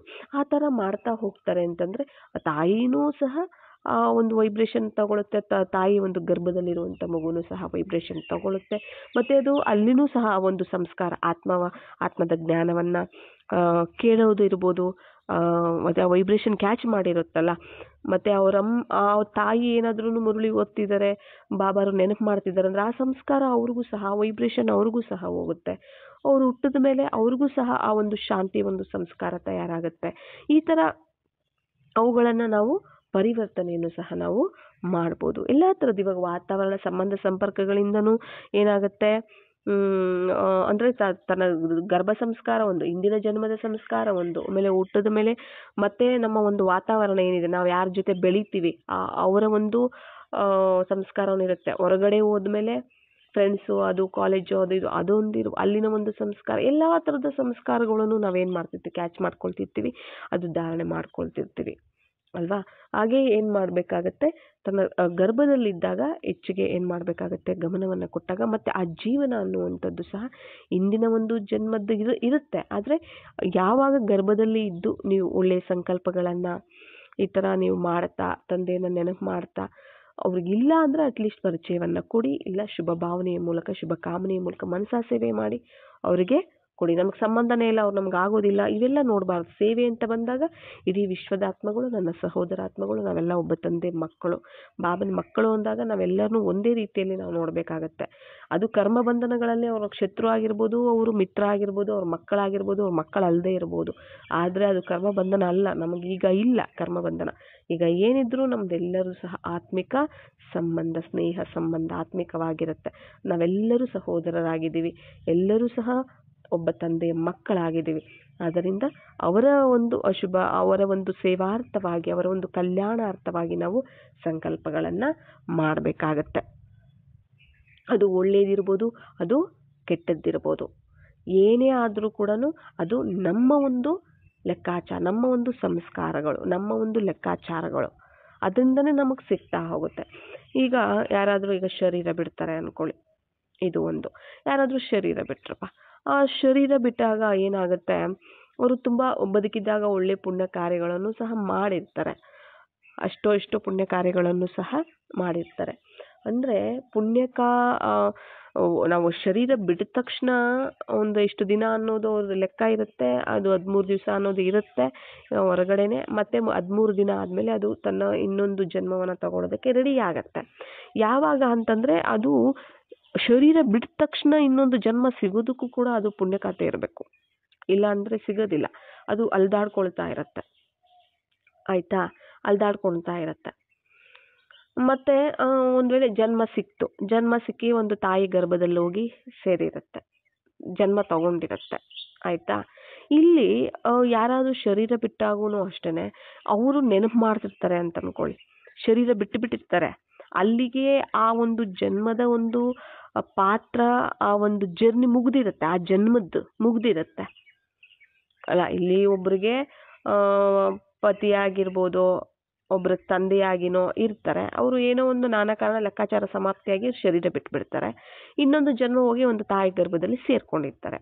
ಆ ಥರ ಜನ್ಮ ಅಂದರೆ ಗರ್ಭವನ್ನು ಸೇರಿರ್ತಾರೆ, ಪ್ರವೇಶ ಮಾಡಿರ್ತಾರೆ. ಆಗ ಯಾರು ಅಲ್ಲಿ ಶರೀರ ಬಿಟ್ಟಿರ್ತಾರಲ್ಲ, ಶರೀರ ಬಿಟ್ಟಿದ್ದಾಗ ಯಾರು ಅಲ್ಲಿ ಅವರ ಸಂಬಂಧ ಇದ್ರು, ಪತ್ನಿ ಇರ್ಬೋದು, ಮಕ್ಕಳಿರ್ಬೋದು, ಅವರು ದುಃಖ ಪಡ್ತಿರ್ತಾರೆ. ನನ್ನ ಪತಿ ಈ ಥರ ಹೊರಟೋದ್ರು, ನನ್ನ ಬಿಟ್ಟು ಹೊರಟೋದ್ರು ಅಂತ ಪತ್ನಿ, ಮಕ್ಕಳು ನಮ್ಮಪ್ಪ ಇಲ್ಲ ಅಂತ ಅಪ್ಪ ಇಲ್ಲ ಅಂತ ಹೇಳ್ಬಿಟ್ಟು ಅಪ್ಪನ ಬಗ್ಗೆ ಮಕ್ಕಳು. ಅದು ನೆಗೆಟಿವ್ ಆಗಿರ್ಬೋದು, ಅದು ಪಾಸಿಟಿವ್ ಆಗಿರ್ಬೋದು. ಏನಾಗ್ಬಿಡುತ್ತೆ, ಅವರು ಅವ್ರ ಬಗ್ಗೆ ಯೋಚನೆಗಳನ್ನು ಮಾಡ್ತಾ ಇರ್ತಾರೆ. ಆದರೆ ಗರ್ಭದಲ್ಲಿರುವಂಥ ಮಗು ಆ ಒಂದು ವೈಬ್ರೇಷನನ್ನು ಆ ವೈಬ್ರೇಷನ್ ಸೇರುತ್ತೆ, ಆ ಸಂಕಲ್ಪಗಳು ಆತ್ಮಕ್ಕೆ ಸೇರುತ್ತೆ, ಕ್ಯಾಚ್ ಮಾಡುತ್ತದು. ಎಲ್ಲೇ ಏನೇ ಒಂದು ನೋವು ಅಂದರೆ ಅವರನ್ನ ನೆನೆಸ್ಕೊಂಡ್ಬಿಟ್ಟು ಈ ಥರ ಬಿಟ್ಟು ಹೋಗ್ಬಿಟ್ರಲ್ಲ, ಈ ಥರ ನನ್ನ ಪತ್ನಿ ನನ್ನ ಪತಿ ನನ್ನನ್ನು ಬಿಟ್ಟು ಹೋದ್ರು, ನನ್ನ ತಂದೆ ನಮ್ಮನ್ನು ಬಿಟ್ಟು ಹೊರಟೋದ್ರು, ಈ ಥರ ಮಾಡಿಬಿಟ್ರು, ಆ ಥರ ಮಾಡಿಬಿಟ್ರು, ಮೋಹದಿಂದ ಯಾವುದೋ ಒಂದು ಬಂಧನದಿಂದ ಅವರನ್ನ ನೆನಪು ಮಾಡ್ತಾ ಏನು ಮಾಡ್ತಾ ಇರುತ್ತೆ, ಅವರು ಇನ್ನೊಂದು ಜನ್ಮ ತಗೊಂಡಿರ್ತಾರೆ, ಈ ಕಡೆ ಎಳೆದಂಗೆ ಆಗ್ತಾ ಇರತ್ತೆ ಅವ್ರಿಗೆ. ಅಂದರೆ ಅವರು ಅಲ್ಲಿ ಗರ್ಭದಲ್ಲಿದ್ದರೂ ಕೂಡ ಇವರು ಒಂದು ಸಂಕಲ್ಪಗಳು ಅವ್ರನ್ನ ಸೇರ್ತಿರುತ್ತೆ. ಅಲ್ಲಿ ಗರ್ಭದಲ್ಲಿ ಇದ್ದರೂ ಕೂಡ ಅದು ಒಳ್ಳೆ ಜನ್ಮ ತಗೊಳಕ್ಕೂ ಆಗದೆ, ಇರೋಕ್ಕೂ ಆಗದೆ, ಅಲ್ಲಿ ಒದ್ದಾಡ್ತಾ ಇರುತ್ತೆ ಗರ್ಭದಲ್ಲಿ. ಆತ್ಮ ಏನು ಮಾಡ್ತಾ ಇರುತ್ತೆ, ಅಲ್ಲಿ ಒಳಗಡೆ ಗರ್ಭದಲ್ಲಿ ಒದ್ದಾಡ್ತಾ ಇರುತ್ತೆ. ಮತ್ತೆ ಅಲ್ಲಿ ನೋಡಿ ಎಷ್ಟೋ ಕೆಲವೊಂದು ನೋಡಿರ್ತೀರ, ಪ್ರೆಗ್ನೆನ್ಸಿ ಟೈಮಲ್ಲೇ ಎಷ್ಟೋ ತನ್ನ ಮಕ್ಕಳು ಪ್ರೆಗ್ನೆನ್ಸಿಯಲ್ಲೇ ಶರೀರ ಬಿಟ್ಟುಬಿಡ್ತವೆ. ಇದ್ದಕ್ಕಿದ್ದಂಗೆ ಏನಾದರೂ ತೊಂದರೆ ಆಗುವಂಥದ್ದು, ಆರೋಗ್ಯ ಕೆಡುವಂತಹದ್ದು, ತನ್ನ ಹೊಟ್ಟೆ ಮಗುಗೆ ಏನಾದರೂ ಒಂದು ಸಮಸ್ಯೆ ಆಗುವಂಥದ್ದು, ಅವೆಲ್ಲೂ ಅಷ್ಟೇ ಅವರು ನೆನಪು ಮಾಡಿ ಮಾಡಿ ಮೋಹದಿಂದ ಹತ್ತು ಆ ಥರ ಅಳ್ಳೋದು ಅದೆಲ್ಲ ಮಾಡ್ತಿರ್ತಾರಲ್ಲ, ಅದು ಅವ್ರಿಗೆ ವೈಬ್ರೇಷನ್ ಎಲ್ಲ ಬರುತ್ತಲ್ಲ, ಅದರಿಂದ ಅವ್ರಿಗೆ ಅದರ ಒಂದು ಪ್ರಭಾವ ಬೀಳ್ತಿರುತ್ತೆ. ಅವರು ದುಃಖ ಪಡ್ತಿರ್ತಾರೆ ಇಲ್ಲಿ. ಅರ್ಥ ಆಯ್ತಾ? ಅದು ಜನ್ಮ ತಗೊಂಡಿದ್ರು ಕೂಡ ಮತ್ತೆ ಅವರ ಜೀವನ ಅನ್ನುವಂಥದ್ದು ಬರೀ ದುಃಖವಾಗಿಯೇ ಇರುತ್ತೆ. ಮತ್ತೆ ಅವ್ರು ಹುಟ್ಟಿದ ಮೇಲೂ ಸಹ ಆ ಮಗುವಿನ ಒಂದು ಜೀವನ ಸಂತೋಷವಾಗಿರಬೇಕು ಅನ್ನೋದು ಸಹ ಸಂತೋಷವಾಗೂ ಸಹ ಇರೋದಿಲ್ಲ. ಇವರು ಈ ಥರ ದುಃಖ ಪಡ್ತಿರ್ತಾರಲ್ಲ, ನನ್ನ ಪತಿ ಇಲ್ಲ, ನಮ್ಮಪ್ಪ ಇಲ್ಲ ಅಂತ ಹೇಳಿ ಇವ್ರು ನೋವು ತಿಂತಿರ್ತಾರಲ್ಲ ಮೋಹದಿಂದ, ಆ ಮೋಹನದ ಎಳಿತಿರುತ್ತೆ. ಆ ಒಂದು ದುಃಖದ ವೈಬ್ರೇಷನ್ನು ಆತ್ಮಕ್ಕೆ ಸೇರ್ತಿರುತ್ತೆ. ಇಲ್ಲಿ ಖುಷಿಯಾಗಿ ಸಂತೋಷವಾಗಿ ಆತ್ಮ ಇರೋದಕ್ಕಾಗೋದಿಲ್ಲ. ಏನಾದರೂ ಒಂದು ಸಮಸ್ಯೆಯಿಂದ ಕಾಯಿಲೆನೋ ಇದು ಏನಾದರೂ ಒಂದು ಬರುತ್ತೆ, ಮತ್ತೆ ಯಾವಾಗಲೂ ಸದಾ ಅಳ್ಳುವಂಥದ್ದು, ದುಃಖ ಪಡುವಂಥದ್ದು ಅದು ಸಹ ಸ್ಟಾರ್ಟ್ ಆಗಿಬಿಡುತ್ತೆ. ಅದಕ್ಕೆ ಹೇಳ್ತಾರೆ, ಯಾರಾದರೂ ಶರೀರ ಬಿಟ್ಟರೂ ಸಹ ಅಷ್ಟೇ, ನೀವು ಅದು ಇನ್ನೊಂದು ಜನ್ಮ ತಗೊಳ್ಳೋದಕ್ಕೆ ಫ್ರೀಯಾಗಿ ಬಿಟ್ಬಿಡ್ಬೇಕು. ನಮ್ಮ ಹತ್ರ ಏನು ಲೆಕ್ಕಾಚಾರ ಇರುತ್ತೆ ಅಲ್ಲಿವರೆಗೂ ನಮ್ಮ ಜೊತೆ ಇರುತ್ತಾರೆ. ಮತ್ತು ಲೆಕ್ಕಾಚಾರ ತೀರ್ತು ಅವ್ರು ನಮ್ಮ ಜೊತೆ ಅಂದರೆ ಈ ಜೀವನದ ಒಂದು ಜರ್ನಿ ಮುಗೀತು, ಹೋಗಿ ಇನ್ನೊಂದು ಜನ್ಮ ಹೊಸ ಜರ್ನಿ ಸ್ಟಾರ್ಟ್ ಮಾಡ್ತಾರೆ. ಅವರು ಹೊಸ ಜನ್ಮವನ್ನು ತಗೊಳ್ತಾರೆ. ಅಲ್ಲಿ ಹೊಸದಾಗಿ ಅವರು ತಯಾರು ಮಾಡ್ಕೊಳ್ತಾರೆ. ಎಲ್ಲಿ ಲೆಕ್ಕಾಚಾರ ಇರುತ್ತೆ ಅಲ್ಲಿ ಹೋಗಿ ಹುಟ್ಟುತ್ತಾರೆ ಅವರು, ಅಲ್ವಾ? ಹುಟ್ಟುತ್ತಾರೆ, ಅಲ್ಲಿ ಒಂದು ಜೀವನ ಅನ್ನೋದು ತಯಾರಾಗುತ್ತೆ. ಅವರಿಗೆ ಖುಷಿ. ನಾವೇನು ವೈಬ್ರೇಷನನ್ನು ಕೊಡಬೇಕು ಅಷ್ಟೇ. ಎಷ್ಟು ದಿನ ನನ್ನ ಜೊತೆ ಇದ್ದರೆ ಲೆಕ್ಕಾಚಾರ ಆಯಿತು, ನನ್ನ ಜೊತೆ ಇದ್ದರೆ ಈಗ ಒಳ್ಳೆ ಜನ್ಮ ತಗೊಂಡು ಒಳ್ಳೆ ಮನೆತನದಲ್ಲಿ ಖುಷಿ, ಸಂತೋಷ, ಸಂಪತ್ತಿನಿಂದ, ಆರೋಗ್ಯದಿಂದ, ಆಯಸ್ಸಿಂದ ಚೆನ್ನಾಗಿ ಇರಿ ಅಂತ ಹೇಳಿ ಆಶೀರ್ವಾದ ಮಾಡಬೇಕು. ಅದು ಮಾಡ್ತಾರೆ ಕೆಲವರು. ಇಲ್ಲಿ ಲೌಕಿಕದಲ್ಲೂ ಸಹ ಮಾಡ್ತಾರೆ. ಹೇಳ್ತಾರಲ್ಲ ಲೌಕಿಕದವರು, ಯಾರಾದರೂ ಸತ್ತರೆ ಅಳಬಾರ್ದು, ಅವರು ಸ್ವರ್ಗಕ್ಕೆ ಹೋಗೋದಕ್ಕೆ ಅದು ಆ ಅಳು ಅನ್ನುವಂಥದ್ದು ಸಮುದ್ರ ಥರ ಅಡ್ಡ ಬಂದ್ಬಿಡುತ್ತಂತೆ ಅಂತ ಹೇಳ್ತಾರೆ. ನಮಗೆಲ್ಲ ಹೇಳ್ತಿದ್ರು ಈ ಥರ ಕಥೆಗಳು. ನಮ್ಮ ಅಜ್ಜಿ ಎಲ್ಲನೂ ಸಹ ಹೇಳ್ತಿದ್ರು ಈ ಥರ ಲೌಕಿಕದಲ್ಲಿ. ಯಾಕೆ ಆ ಥರ ಹೇಳ್ತಾರೆ ಅಂತಂದರೆ, ಅಳಬಾರ್ದು. ಬಾಬನೂ ಹೇಳ್ತಾರಲ್ಲ, ಅಳಬಾರ್ದು. ಯಾರೇ ಶರೀರ ಬಿಟ್ಟರೂ ಸಹ ಅಳಬಾರ್ದು. ಅವ್ರಿಗೆ ಸಂಕಲ್ಪಗಳನ್ನು, ಶುಭ ಸಂಕಲ್ಪಗಳನ್ನು, ಆಶೀರ್ವಾದಗಳನ್ನು ಕೊಡಬೇಕು. ಪರಮಾತ್ಮನ ನೆನಪಲ್ಲಿರ್ತಾ, ಆತ್ಮದ ಸ್ಮೃತಿಯಲ್ಲಿರ್ತಾ ಅವರಿಗೆ ಒಳ್ಳೆ ಜನ್ಮ ಸಿಗಲಿ. ಬ್ರಾಹ್ಮಣರ ಒಂದು ಮಗುವಾಗಿ, ಬ್ರಾಹ್ಮಣ ಮಗುವಾಗಿಯೇ ನೆಕ್ಸ್ಟ್ ಅವರು ಬಾಬನ ಮಗುವಾಗಿಯೇ ಜನ್ಮ ತಗೊಳ್ಳಿ. ಒಂದು ಶುಭ ಭಾವನೆಯನ್ನು ಇಡುವಂಥದ್ದು. ಬಾಬಾರವರ ಜ್ಞಾನವನ್ನು ಕೇಳಿ, ಬಾಬಾರವರ ಒಂದು ಮಗು ಆಗಲಿ ಅನ್ನೋ ಒಂದು ಶುಭ ಭಾವನೆ. ಒಳ್ಳೆ ಜೀವನ ಅನ್ನೋದು ಸಿಗಲಿ, ಒಳ್ಳೆ ಮನೆತನ ಸಿಗಲಿ, ಒಳ್ಳೆ ಅಂದರೆ ಸುಖ ಸಂತೋಷದಿಂದ ಕೂಡಿರೋವಂಥ ಜೀವನ ಅನ್ನೋದು ಸಿಗಲಿ, ಆರೋಗ್ಯ ಸಿಗಲಿ, ಆಯಸ್ಸಾದರೂ ಮುಂದಿನ ಜನ್ಮದಲ್ಲಿ ಚೆನ್ನಾಗಿ ಸಿಗಲಿ, ಎಲ್ಲ ಒಳ್ಳೆ ಫ್ಯಾಮ್ಲಿ ಸಿಗಲಿ. ಈ ಥರ ಅವ್ರದ್ದು ನಾವು ಏನು ಮಾಡಬೇಕು, ವೈಬ್ರೇಷನನ್ನು ಕಳಿಸ್ಬೇಕು. ಈ ಥರ ದುಃಖ ಪಡ್ತಾ ಇದ್ರೆ ಆ ಕಡೆನೂ ಹೋಗೋದಿಲ್ಲ, ಜನ್ಮನದ್ದು ಅಲ್ಲೇ ಒದ್ದಾಡ್ತಾ ಇರುತ್ತೆ. ಕೆಲವೊಂದು ಆತ್ಮಗಳು ಶರೀರ ಬಿಟ್ಟ ತಕ್ಷಣ ನೋವು ತಿಂತಿರ್ತಾರಲ್ಲ, ಇವರು ದುಃಖ ಪಡ್ತಿರ್ತಾರಲ್ಲ, ಏನಾಗ್ಬಿಡುತ್ತೆ ಅವ್ರಿಗೆ ಇನ್ನೊಂದು ಜನ್ಮನೂ ಸಹ ತಗೊಳ್ಳೋದಕ್ಕೆ ಬಿಡೋದಿಲ್ಲ. ಈ ಒಂದು ವೈಬ್ರೇಷನ್ಸ್ ಜನ್ಮ ಸಿಗೋದಿರುತ್ತೆ ಪಾಪ. ಅವರು ಹೋಗಿ ಒಳ್ಳೆ ಜನ್ಮ ತಗೊಂಡು ಒಳ್ಳೆ ಮನೆತನದಲ್ಲಿ ಹುಟ್ಟಿ ಅವರು ಹೊಸ ಜೀವನ ಶುರು ಮಾಡೋದಕ್ಕೆ ರೆಡಿಯಾಗಿರ್ತಾರೆ. ಆದರೆ ಇವರು ಅಳೋದ್ರ ಮೂಲಕ, ದುಃಖ ಪಡೋದ್ರ ಮೂಲಕ ಈ ಮೋಹ, ಈ ದುಃಖ ಏನಿದೆ ಅವರನ್ನು ಬಿಡೋದಿಲ್ಲ ಹೋಗಿ ಇನ್ನೊಂದು ಜನ್ಮ ತಗೊಳ್ಳೋದಕ್ಕೆ. ಆ ಥರ ಸೆಳೆತಾ ಇರುತ್ತೆ. ಯಾಕೆ ಈ ಥರ ಅಳ್ತಿರ್ತಾರಲ್ಲ ಇವರು, ನಮ್ಮಪ್ಪ ನಮ್ಮಪ್ಪ, ನನ್ನ ಪತಿ, ನಮ್ಮ ಯಜಮಾನರು ಅಂದರೆ ಅವ್ರಿಗೆ ಮೋಹ ಇರುತ್ತೆ, ನೋವಿರುತ್ತೆ, ದುಃಖ ಇರುತ್ತೆ, ಅವೆಲ್ಲ ಏನಿರುತ್ತೆ ಅದು ಅವ್ರನ್ನ ಹೋಗಿ ಇನ್ನೊಂದು ಜನ್ಮ ತಗೊಂಡು ಅವ್ರು ಖುಷಿಯಾಗಿರೋದಕ್ಕೆ ಬಿಡೋದಿಲ್ಲ. ನಿಜವಾದ ಪ್ರೀತಿ ಅಂದರೆ ಏನು ಹೇಳಿ? ಅವರು ಎಲ್ಲೇ ಇದ್ರೂ ಚೆನ್ನಾಗಿರಲಿ ಅನ್ನುವಂಥದ್ದು ಅಲ್ವಾ? ಅವ್ರು ಎಲ್ಲೇ ಇದ್ರೂ ಚೆನ್ನಾಗಿರಬೇಕು ಅನ್ನುವಂಥದ್ದು. ಅವರು ಬಿಟ್ಟೋದ್ರು ಅಂದರೆ ಅವರು ಇಲ್ಲಿನ ಒಂದು ಜೀವನದ ಒಂದು ಅಧ್ಯಾಯ ಮುಗೀತು, ಇಲ್ಲಿ ಜೀವನದ ಒಂದು ಪಾತ್ರ ಮುಗೀತು. ಈ ಜೀವನದ ಒಂದು ಪಾತ್ರ ಒಬ್ಬ ಪತಿಯಾಗಿ, ಒಬ್ಬರಿಗೆ ತಂದೆಯಾಗಿ, ಒಬ್ಬರಿಗೆ ಮಗನಾಗಿ ಮಾಡಿದ ಪಾತ್ರ ಸಮಾಪ್ತಿ ಆಯ್ತು, ಅಷ್ಟೇ ಇದ್ದಿತ್ತು.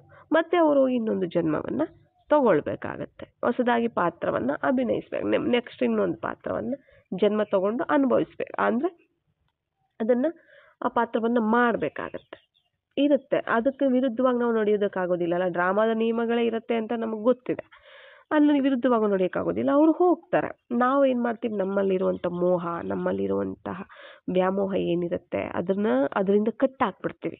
ಅವ್ರು ಹೋಗೋದಕ್ಕೆ ಬಿಡೋದಿಲ್ಲ. ಹೋಗಿ ಅವ್ರು ಇನ್ನೊಂದು ಜನ್ಮ ತಗೊಂಡು ಸುಖ ಸಂತೋಷದಿಂದ ಒಳ್ಳೆ ಫ್ಯಾಮ್ಲಿ, ಒಳ್ಳೆ ಮನೆತನ, ಆರೋಗ್ಯ ಎಲ್ಲ ಸಿಗುವಂಥ ಜೀವನ ಇರುತ್ತೆ, ಆದರೆ ಹೋಗೋದಕ್ಕೆ ಬಿಡೋದಿಲ್ಲ. ಇಲ್ಲಿ ಹತ್ಕೊಂಡು ಸುರ್ಕೊಂಡು ಕೊರಕೊಂಡು ಅವ್ರಿಗೆ ಇಲ್ಲಿ ಎಳಿತಿರುತ್ತೆ ಅವಾಗ ಇವ್ರ ಮೇಲೆ. ಇಲ್ಲಿ ತಗೊಳ್ತಾರೆ ಅವ್ರ ಜನ್ಮ, ಯೋಚನೆ ಮಾಡಿ. ಇಲ್ಲಿ ಅವ್ರಿಗೆ ಈ ಕಡೆನೇ ಎಳಿತಿರುತ್ತೆ, ಅವ್ರು ಹಾಗೇ ಇರ್ತಾರೆ. ಎಷ್ಟೋ ಥರ ಇದ್ದಾರೆ ಆ ಥರನೇ ಇರ್ತಾರೆ. ಅವರು ಆತ್ಮಗಳಾಗಿ ಅಲ್ದಾಡ್ಕೊಂಡಿರ್ತಾರೆ, ಅವ್ರ ಸುತ್ತಮುತ್ತನೇ ಅಲ್ದಾಡ್ಕೊಂಡಿರ್ತಾರೆ. ಇನ್ನೊಂದು ಜನ್ಮ ತಗೊಳ್ಳೋದಿಲ್ಲ, ಒಂದೊಂದು ಜನ್ಮದಲ್ಲಿ ಹೋಗಿ ಒಂದು ಫ್ಯಾಮಿಲಿಯ ಸುಖ ಸಂತೋಷ ಜೀವನನೂ ಸಹ ಅನುಭವಿಸೋದಿಲ್ಲ. ಅದಕ್ಕೆ ಕಾರಣ ನಾವೇ ಆಗ್ಬಿಡ್ತೀರಿ ಆ ಥರ ಇದ್ದಾಗ ಅಲ್ವಾ? ಅದಕ್ಕೆ ಈಗ ನಮಗೆ ಜ್ಞಾನ ಸಿಕ್ಕಿದೆ, ಬಾಬಾ ಸಿಕ್ಕಿದ್ದಾರೆ, ಬಾಬಾರವರ ಒಂದು ನಮಗೆ ಶ್ರೀಮತ ಸಿಕ್ಕಿದೆ, ಅವರ ಸಲಹೆಗಳು, ಅವ್ರ ಶಕ್ತಿ, ಅವ್ರ ಗುಣ ಎಲ್ಲ ನಮ್ಮ ಜೊತೆ ಇದೆ. ಈಗ ಏನು ಮಾಡಬೇಕು? ಯಾರೇ ಶರೀರ ಬಿಟ್ಟರು ನೋವಿರುತ್ತೆ. ಯಾವಾಗ ನೋವಾಗುತ್ತೆ? ಅವರು ಶರೀರ ಅಂತ ನೋಡಿದಾಗ ನೋವಾಗುತ್ತೆ. ಕರ್ಮ ಬಂಧನ, ಇವರು ನನಗೆ ಪತಿಯಾಗಿದ್ದಾರೆ, ಇವರು ನನಗೆ ಅಪ್ಪ ಆಗಿದ್ದಾರೆ ಅಂದಾಗ ನೋವಾಗುತ್ತೆ. ದೇಹ ಅಂತ ನೋಡಿದಾಗ ನೋವಾಗುತ್ತೆ. ಮೋಹ ಇದ್ದಾಗ ನೋವಾಗುತ್ತೆ, ಹೌದು ಇದ್ದಾಗ ನೋವಾಗುತ್ತೆ. ಆದರೆ ಅವರ ಒಂದು ಜೀವನ ಚೆನ್ನಾಗಿರ್ಬೇಕಾದ್ರೆ ನಮ್ಮ ಒಂದು ದೃಢ ಸಂಕಲ್ಪ ಅನ್ನೋದನ್ನು ನಾವು ಮಾಡಬೇಕಾಗುತ್ತೆ. ಅದು ಯಾರೇ ಶರೀರ ಬಿಟ್ಟರು ಅಷ್ಟೇ, ಅವರ ಜೀವನ ಚೆನ್ನಾಗಿರಲಿ, ಮುಂದಿನ ಜನ್ಮ ಚೆನ್ನಾಗಿರಲಿ, ಪರಮಾತ್ಮನ ಅಂದರೆ ಬಾಬಾರವರ ಮಗುವಾಗಿ ಜನ್ಮ ತಗೊಳ್ಳಿ, ಖುಷಿಯಾಗಿರಲಿ, ಸಂತೋಷವಾಗಿರಲಿ, ಆರೋಗ್ಯ ಆಯಸ್ಸಿಂದ ಕೂಡಿರಲಿ, ಒಳ್ಳೆ ಫ್ಯಾಮ್ಲಿ ಸಿಗಲಿ. ಈ ಥರ ಅಲ್ಲಾದ್ರೂ ಅವ್ರು ಒಳ್ಳೆ ಜೀವನವನ್ನು ನಡೆಸಲಿ, ಆಯಸ್ಸಿರಲಿ. ಈ ಥರ ನಾವು ಒಳ್ಳೆ ರೀತಿಯಲ್ಲಿ ಶುಭ ಭಾವನೆಯನ್ನು ಮಾಡಿ ಬಾಬಾರವ್ರ ಜೊತೆಗಿದ್ದಾರೆ, ಬಾಬಾರವರ ಒಂದು ಮಗುವಾಗಿ ಬಾಬಾರವರ ನೆನಪು ಮಾಡುವಂಥ ಭಾಗ್ಯ ಆತ್ಮಕ್ಕೆ ಸಿಗಲಿ ಅನ್ನೋ ಒಂದು ವೈಬ್ರೇಷನ್ಸನ್ನು ನಾವು ಕೊಡೋದ್ರ ಮೂಲಕ ಅದಕ್ಕೆ ಆಶೀರ್ವಾದ ಸಿಕ್ಕಂಗಾಗುತ್ತೆ, ಖುಷಿಯಿಂದ ಹೋಗುತ್ತೆ. ನೀವು ದುಃಖ ಪಡ್ತಾ ಇದ್ರೆ ಆತ್ಮಕ್ಕೂ ದುಃಖ ಇರುತ್ತಲ್ಲ, ಅಯ್ಯೋ ಯಾಕಂದರೆ ಆ ಒಂದು ಸ್ಮೃತಿಯಲ್ಲೇ ಅವ್ರು ಶರೀರ ಬಿಟ್ಟಿರ್ತಾರೆ. ನನ್ನ ಹೆಂಡತಿ, ನನ್ನ ಮಕ್ಕಳು, ನನ್ನ ಫ್ಯಾಮ್ಲಿ ಅಂತ ಅಂದ್ಕೊಂಡೇ ಶರೀರ ಬಿಟ್ಟಿರ್ತಾರೆ. ನೀವು ಇನ್ನೂ ಅದರಲ್ಲಿ ನೋವು ತಿಂತಿರ್ತೀರ ಅಂದರೆ ಅವ್ರಿಗೆ ಇನ್ನೂ ಎಳೆದಂಗೆ ಆಗುತ್ತೆ, ಸೆಳೆತ ಜಾಸ್ತಿ ಆಗುತ್ತೆ, ಮತ್ತು ಅವ್ರಿಗಿನ್ನೂ ದುಃಖ ಜಾಸ್ತಿ ಆಗುತ್ತೆ. ದುಃಖ ಜಾಸ್ತಿ ಹೋಗ್ತಾ ಅವ್ರನ್ನ ಬಿಟ್ಟು ಹೋಗೋಕೆ ಅವ್ರಿಗೆ ಮನಸ್ಸಾಗೋದಿಲ್ಲ. ಅವ್ರು ಹಂಗೇ ಇರ್ತಾರೆ ಪ್ರೇತಾತ್ಮ ಅಲ್ಕೊಂಡು. ಬೇಕಾ ಅದು? ಬೇಕಾ ಅಲ್ವಾ? ಮತ್ತು ಅವರು ಜನ್ಮ ತೊಗೊಂಡಿದ್ರು ಸಹ, ಗರ್ಭದಲ್ಲಿದ್ದರೂ ಸಹ ನೀವು ಈ ಥರ ದುಃಖ ಪಡೋದ್ರಿಂದ ಆ ಒಂದು ವೈಬ್ರೇಷನ್ ಅವ್ರಿಗೆ ಸೇರುತ್ತೆ. ಅವ್ರು ಹೋಗಿ ಒಂದು ವೇಳೆ ಗರ್ಭ ತೊಗೊಂಡ್ಬಿಟ್ಟಿರ್ತಾರೆ, ಪುಣ್ಯಕಾತ ಇತ್ತು, ಹೋಗಿ ಇನ್ನೊಂದು ಗರ್ಭ ಇಲ್ಲಿ ನೀವು ಅಳ್ಳೋದು, ದುಃಖ ಪಡೋದು ಇಂದ ಅಲ್ಲಿ ಗರ್ಭದಲ್ಲೂ ಕೂಡ ಆತ್ಮ ನೋವನ್ನು ಅನುಭವಿಸುತ್ತೆ. ಅಲ್ಲೂ ಸಹ ಅದು ತುಂಬ ದುಃಖವನ್ನು ಅನುಭವಿಸುತ್ತೆ. ಈಚೆ ಬಂದ ಮೇಲೂ ಅದರ ಒಂದು ಜೀವನ ಸುಖ ಸಂತೋಷದಿಂದ ಇರೋದಕ್ಕೆ ಸಾಧ್ಯ ಆಗೋದಿಲ್ಲ. ಆ ಥರ ನೀವು ಜೀವನ ಪರ್ಯಂತ ಕೊರಗ್ತಾನೆ ಇರ್ತೀರ, ನೋವು ತಿಂತಾನೆ ಇರುತ್ತೆ. ಆ ವೈಬ್ರೇಷನ್ ಅವ್ರಿಗೆ ಹೋಗ್ತಾನೆ ಇರುತ್ತೆ ಅವ್ರಿಗೆ, ಅದು ಕ್ಯಾಚ್ ಮಾಡುತ್ತೆ. ಆಯ್ತಲ್ಲ, ನಮಗೆ ಗೊತ್ತಿಲ್ಲದ ಸ್ಮೃತಿ ಮಾಡ್ತೀವೋ, ಗೊತ್ತಿದ್ದು ಸ್ಮೃತಿ ಮಾಡ್ತೀವೋ ನಮಗೆ ಗೊತ್ತಿರೋದಿಲ್ಲ. ನಾವು ಯಾರನ್ನ ನೆನಪು ಮಾಡ್ಕೋತೀವಿ ಅವ್ರಿಗೆ ನಮ್ಮ ಒಂದು ವೈಬ್ರೇಷನ್ ಹೋಗುತ್ತೆ. ನಾವೆಷ್ಟೋ ಸರಿ ಅನ್ಕೋತೀವಲ್ಲ, ನಾವು ಯಾರ ಬಗ್ಗೆ ಆದರೂ ಮಾತಾಡ್ಕೊಳ್ತಿರ್ತೀವಿ, ಸಡನ್ಲಿ ಹಂಗೆ ಕಾಲ್ ಬಂದ್ಬಿಟ್ಟಿರುತ್ತೆ. ಅವಾಗ ಅನ್ಕೋತೀವಿ ನಿಮ್ಮ ಬಗ್ಗೆನೇ ಮಾತಾಡ್ಕೊಳ್ತಾ ಇದ್ವಿ, ನಮ್ಮ ಸಂಕಲ್ಪ ನಿಮಗೆ ತಲುಪಿದೆ, ಅದಕ್ಕೆ ನೀವು ಕಾಲ್ ಮಾಡಿ. ನಾವು ಎಷ್ಟೊಂದು ಸರಿ ಆ ಥರ ಎಲ್ಲ ಹೇಳ್ತೀವಲ್ಲ, ಇವೆಲ್ಲ ಇದೆ. ಮತ್ತು ಶರೀರದಲ್ಲಿರೋ ಆತ್ಮಕ್ಕೇ ಈ ಥರ ಕ್ಯಾಚ್ ಮಾಡ್ಕೊಳ್ಳೋ ಇದಿದೆ ಅಂದಾಗ, ಶರೀರನೇ ಇಲ್ದಿರೋ ಆತ್ಮ ಎಷ್ಟು ಚೆನ್ನಾಗಿ ಕ್ಯಾಚ್ ಮಾಡ್ಕೊಳ್ಳೋದು, ಅಂದರೆ ಶರೀರದ ಬಾಣ ಇಲ್ದಿರೋ ಆತ್ಮ ಎಷ್ಟು ಚೆನ್ನಾಗಿ ಕ್ಯಾಚ್ ಮಾಡ್ಕೊಳ್ಳುತ್ತೆ ನಮ್ಮ ಒಂದು ಎಮೋಷನ್ಸ್, ನಮ್ಮ ಒಂದು ಸಂಕಲ್ಪಗಳನ್ನು ಯೋಚನೆ ಮಾಡಿ ಅಲ್ವಾ? ಅದಕ್ಕೆ ಏನು ಮಾಡಬೇಕಾಗತ್ತೆ? ಒಳ್ಳೆಯ ಯೋಚನೆಗಳನ್ನು, ಒಳ್ಳೆಯ ಒಂದು ಸಂಕಲ್ಪಗಳನ್ನು ಮಾಡಬೇಕಾಗತ್ತೆ, ಶುಭ ಭಾವನೆಯನ್ನು ಇಡಬೇಕಾಗತ್ತೆ. ಎಲ್ಲರದು ಅವ್ರದ್ದೇ ಆದಂಥ ಪಾತ್ರ ಇದೆ, ಆ ಪಾತ್ರ ಮಾಡ್ತಾರೆ. ನಮ್ಮ ಜೊತೆ ಯಾರಿಗೆ ಲೆಕ್ಕಾಚಾರ ಇದೆ ಅವರು ನಮ್ಮ ಹತ್ರ ಬರ್ತಾರೆ, ನಮ್ಮ ಸಂಬಂಧ ಸಂಪರ್ಕದಲ್ಲಿ ಬರ್ತಾರೆ. ಎಷ್ಟು ಖುಷಿ ಕೊಡಬೇಕು ಕೊಡ್ತಾರೆ, ಎಷ್ಟು ಸಹಯೋಗ ಕೊಡಬೇಕು ಕೊಡ್ತಾರೆ, ಎಷ್ಟು ದುಃಖ ಕೊಡಬೇಕು ಕೊಡ್ತಾರೆ, ಏನೇನು ಕೊಡಬೇಕು ಎಲ್ಲ ಕೊಡ್ತಾರೆ. ಆ ಲೆಕ್ಕಾಚಾರ ತೀರ್ತು ಅಂದರೆ ಒಂದು ಸೆಕೆಂಡು ನಮ್ಮ ಜೊತೆ ಇರೋದಿಲ್ಲ, ಹೊರಟೋಗ್ತಾರೆ ಅವರು. ಅದು ಲೆಕ್ಕ ಚುಕ್ತ ಆಗೋಯ್ತು ಅಂತ ಅರ್ಥ. ಸಾಲ, ಇಂದಿನ ಜನ್ಮದ ಸಾಲ ತೀರೋಯ್ತು ಅಂತ ಅರ್ಥ. ಸಾಲ ಇದ್ದರೆ ತಾನೇ ಬರ್ತೀರಾ. ಈಗ ನನ್ಗೆ ಯಾರ ಜೊತೆಲಾದರೂ ಸಾಲ ಇದೆ ಅಂದ್ಕೊಳ್ಳಿ, ನಾನು ಅವ್ರಿಗೆ ದುಡ್ಡು ಕೊಡಬೇಕಾಗತ್ತೆ. ಅವ್ರ ಹತ್ರ ನಾನು ಸಾಲ ತೊಗೊಂಡಿರ್ತೀನಿ, ಮತ್ತು ಅವರೇ ತಾನೇ ಬರ್ತಾರೆ ನನ್ನ ಹತ್ರ ಬಂದು ನನಗೆ ವಾಪಸ್ ಕೊಡಿ ನನ್ನ ದುಡ್ಡು ಅಂತ. ಬೇರೆಯವ್ರು ಯಾಕೆ ಬರೋದಿಲ್ಲ, ಅವರೇ ಯಾಕೆ ಬರ್ತಾರೆ? ಯಾರ ಹತ್ರ ನಾನು ಸಾಲ ಮಾಡಿಲ್ಲ, ಒಂದು ವ್ಯಕ್ತಿ ಹತ್ರ ನಾನು ಸಾಲ ಮಾಡಿರ್ತೀನಿ, ಅವರು ಬರ್ತಾರೆ, ನಾವು ಕೊಡಬೇಕಾಗತ್ತೆ. ಕೊಡೋವರೆಗೂ ಬಿಡೋದಿಲ್ಲ, ಹೋಗಿ ಅತ್ತಗೆ ಕೊಡೋವರೆಗೂ ಬಿಡೋದಿಲ್ಲ, ಪೀಡಿಸ್ತಾರೆ. ನೀವು ನಮ್ಗೆ ಕೊಡಲೇಬೇಕು ಅಂತ ಬಂದು ಎಲ್ಲರ ಮುಂದೆ ಅವಮಾನ ಮಾಡ್ತಾರೆ, ಎಲ್ಲರ ಮುಂದೆ ಬೈತಾರೆ, ಕೊಡಬೇಕು ಅಂತ ಕಿರ್ಚಾಡ್ತಾರೆ. ಎಲ್ಲಿದ್ದರೆ ಅಲ್ಲೆಲ್ಲ ಬಂದ್ಬಿಡ್ತಾರೆ, ನನ್ನ ಸಾಲ ನನಗೆ ವಾಪಸ್ ಕೊಡು ಅಂತ ಹುಡ್ಕೊಂಬಂದ್ಬಿಡ್ತಾರೆ. ಪೊಲೀಸ್ ಸ್ಟೇಷನ್ ಕಂಪ್ಲೇಂಟ್ ಕೊಟ್ಬಿಡ್ತಾರೆ, ಕೊಟ್ಟಿಲ್ಲ ಅಂದರೂ ಕೂಡ. ಯಾಕೆ? ಸಾಲ ಇದೆ, ಅವ್ರಿಗೆ ಅಧಿಕಾರ ಇದೆ. ಯಾಕಂದರೆ ಅವ್ರು ದುಡ್ಡು ಕೊಟ್ಟಿದ್ದಾರೆ, ಅವರು ದುಡ್ಡು ಕೊಟ್ಟಿರೋದ್ರಿಂದ, ಸಾಲ ಇರೋದ್ರಿಂದ ಅವ್ರಿಗೆ ಅಧಿಕಾರ ಇರೋದ್ರಿಂದ ಅವ್ರು ಏನು ಬೇಕಾದರೂ ಮಾಡ್ತಾರೆ. ಯಾಕಂದರೆ ನಾವು ತೊಗೊಂಡಿದ್ದೀವಲ್ಲ, ಅದಕ್ಕೆ ಏನು ಬೇಕಾದ್ರೂ ಆ್ಯಕ್ಷನ್ ತೊಗೊಂಡ್ಬಿಡ್ತಾರೆ ಅವರು. ನಾವು ಸಾಲ ತೀರಿಸ್ಬಿಟ್ಟು ನಾವು ಅವ್ರು ತೊಗೊಂಡಿರೋದನ್ನು ನಾವು ಕೊಟ್ಬಿಟ್ವಿ ಅಂದರೆ ಮತ್ತೆ ಅವ್ರು ಏನಕ್ಕೆ ಬರ್ತಾರೆ ನಮ್ಮ ಹತ್ರ? ಆ ಸಾಲ ತೀರೋದ ಮೇಲೆ ಅವರು ಖುಷಿಯಿಂದ, ಪ್ರೀತಿಯಿಂದ ನಮ್ಮ ಜೊತೆ ವ್ಯವಹಾರ ಮಾಡೋದಕ್ಕೆ ಬಂದರೂ ಕೂಡ ಪ್ರೀತಿಯಿಂದ ಬರ್ತಾರೆ. ಯಾವಾಗ ಅದು ಸಿಕ್ಕಿದಾಗ ಹೇಗಿದ್ದೀರಾ, ಚೆನ್ನಾಗಿದ್ದೀರಾ, ಪ್ರೀತಿ ವಿಶ್ವಾಸದಿಂದನೇ ಬರ್ತಾರೆ. ಸಾಲ ಕೇಳಕ್ಕೆ ಬರೋದಿಲ್ಲ ಅವಾಗ ಅವರು, ಅಲ್ವಾ? ಹಾಗಿರುತ್ತೆ ತಾನೆ. ಅಂದಮೇಲೆ ಇಲ್ಲಿ ಯಾವುದೇ ಒಂದು ಸಂಬಂಧ ಇರ್ಬೋದು, ಅಪ್ಪ ಅಮ್ಮ, ಅಣ್ಣ ತಂಗಿ, ಅಜ್ಜಿ ತಾತ, ಹೆಂಡತಿ ಮಕ್ಕಳು, ಗಂಡ, ಏನೇ ಸಂಬಂಧ ಇರಲಿ, ಯಾವುದೇ ಸಂಬಂಧ ಇರಲಿ, ಇಂದಿನ ಜನ್ಮದ ಸಾಲ ಆಗಿದೆ. ಅದು ನಮ್ಮ ಹತ್ರ ಇದೆ, ನಮ್ಮ ಜೊತೆ ಇದ್ದಾರೆ ಅಂತಂದಾಗ ಅದು ಸಾಲ. ಅದನ್ನು ತೀರೋವರೆಗೂ ಅವ್ರು ನಮ್ಮನ್ನು ಬಿಟ್ಟು ಹೋಗೋದಿಲ್ಲ. ಅದು ನಾವು ಸುಖ ಸಾಲ ಇದೆಯೋ, ದುಃಖ ಸಾಲ ಇದೆಯೋ, ಮೋಸ ಸಾಲ ಇದೆಯೋ, ವಂಚನೆ ಸಾಲ ಇದೆಯೋ, ಇಲ್ಲ ಅವ್ರು ನಮಗೆ ಹೆಲ್ಪ್ ಮಾಡಿರೋ ಸಾಲ ಇದೆಯೋ, ನಾವು ಅವ್ರಿಗೆ ಹೆಲ್ಪ್ ಮಾಡಿರೋ ಏನೇನಿದೆಯೋ ಅದನ್ನೆಲ್ಲ ತೀರಿಸೋವರೆಗೂ ನಮ್ಮ ಹತ್ರ ಇರ್ತಾರೆ. ಅದನ್ನ ತೀರ್ಸ್ಕೊಂಡ್ಮೇಲೆ ಅವರು ದೂರ ಆಗಿಬಿಡ್ತಾರೆ.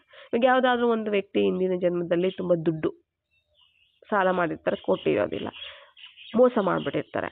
ಅದು ತೀರಬೇಕು, ಹೇಗಾದರೂ ತೀರಬೇಕು.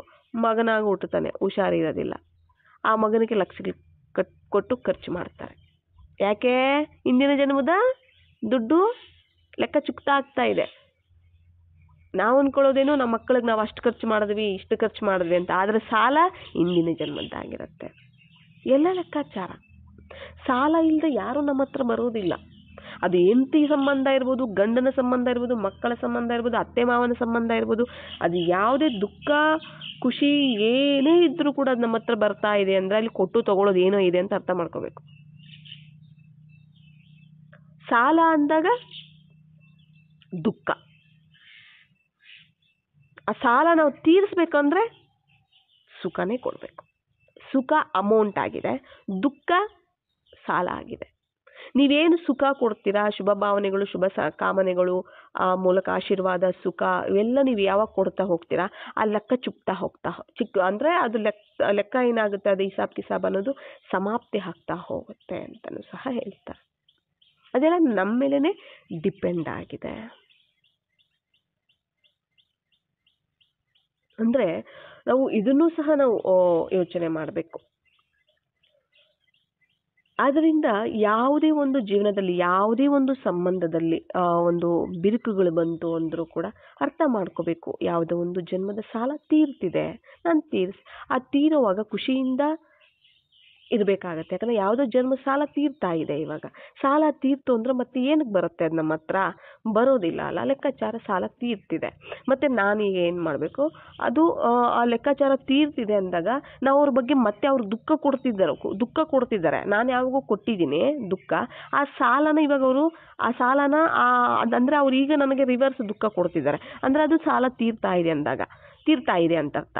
ಮತ್ತೆ ಅವ್ರು ದುಃಖ ಕೊಡ್ತಿದ್ದಾರೆ ಅಂತೇಳಿ ನೀನು ನನಗೆ ಇಷ್ಟು ದುಃಖ ಕೊಡ್ತೀನಿ, ನಾನು ದುಃಖ ಕೊಡೋಕ್ಕೆ ಶುರು ಮಾಡಿದೆ ಅಂದರೆ ಮತ್ತೊಂದು ಸಾಲ ಮಾಡಿದೆ ಅಂತ ಅರ್ಥ. ಮತ್ತೆ ಅದ ಸಾಮಾನ್ಯ ಹಿಂದಿನ ಜನ್ಮದಲ್ಲಿ ಕೊಟ್ಟಿರೋ ದುಃಖದ ಸಾಲವನ್ನ ಈ ಜನ್ಮದಲ್ಲಿ ನಾನು ತೀರಿಸ್ಬೇಕು ಅಂದ್ರೆ ಆ ದುಃಖದ ಒಂದು ರೂಪದಲ್ಲಿ ಬಂದಿದೆ ಸಾಲ, ನಾನು ಸುಖ ಕೊಟ್ಟು ಅದನ್ನ ತೀರಿಸ್ಬೇಕು. ಇದೆಲ್ಲ ಲೆಕ್ಕಾಚಾರ ಇದೆ, ಇವೆಲ್ಲನೂ ಸಹ ಲೆಕ್ಕ ಇದೆ. ಅರ್ಥ ಆಯ್ತಲ್ಲ? ಅದು ಆದ್ರಿಂದ ಯಾವುದೇ ಆದರೂ ಕೂಡ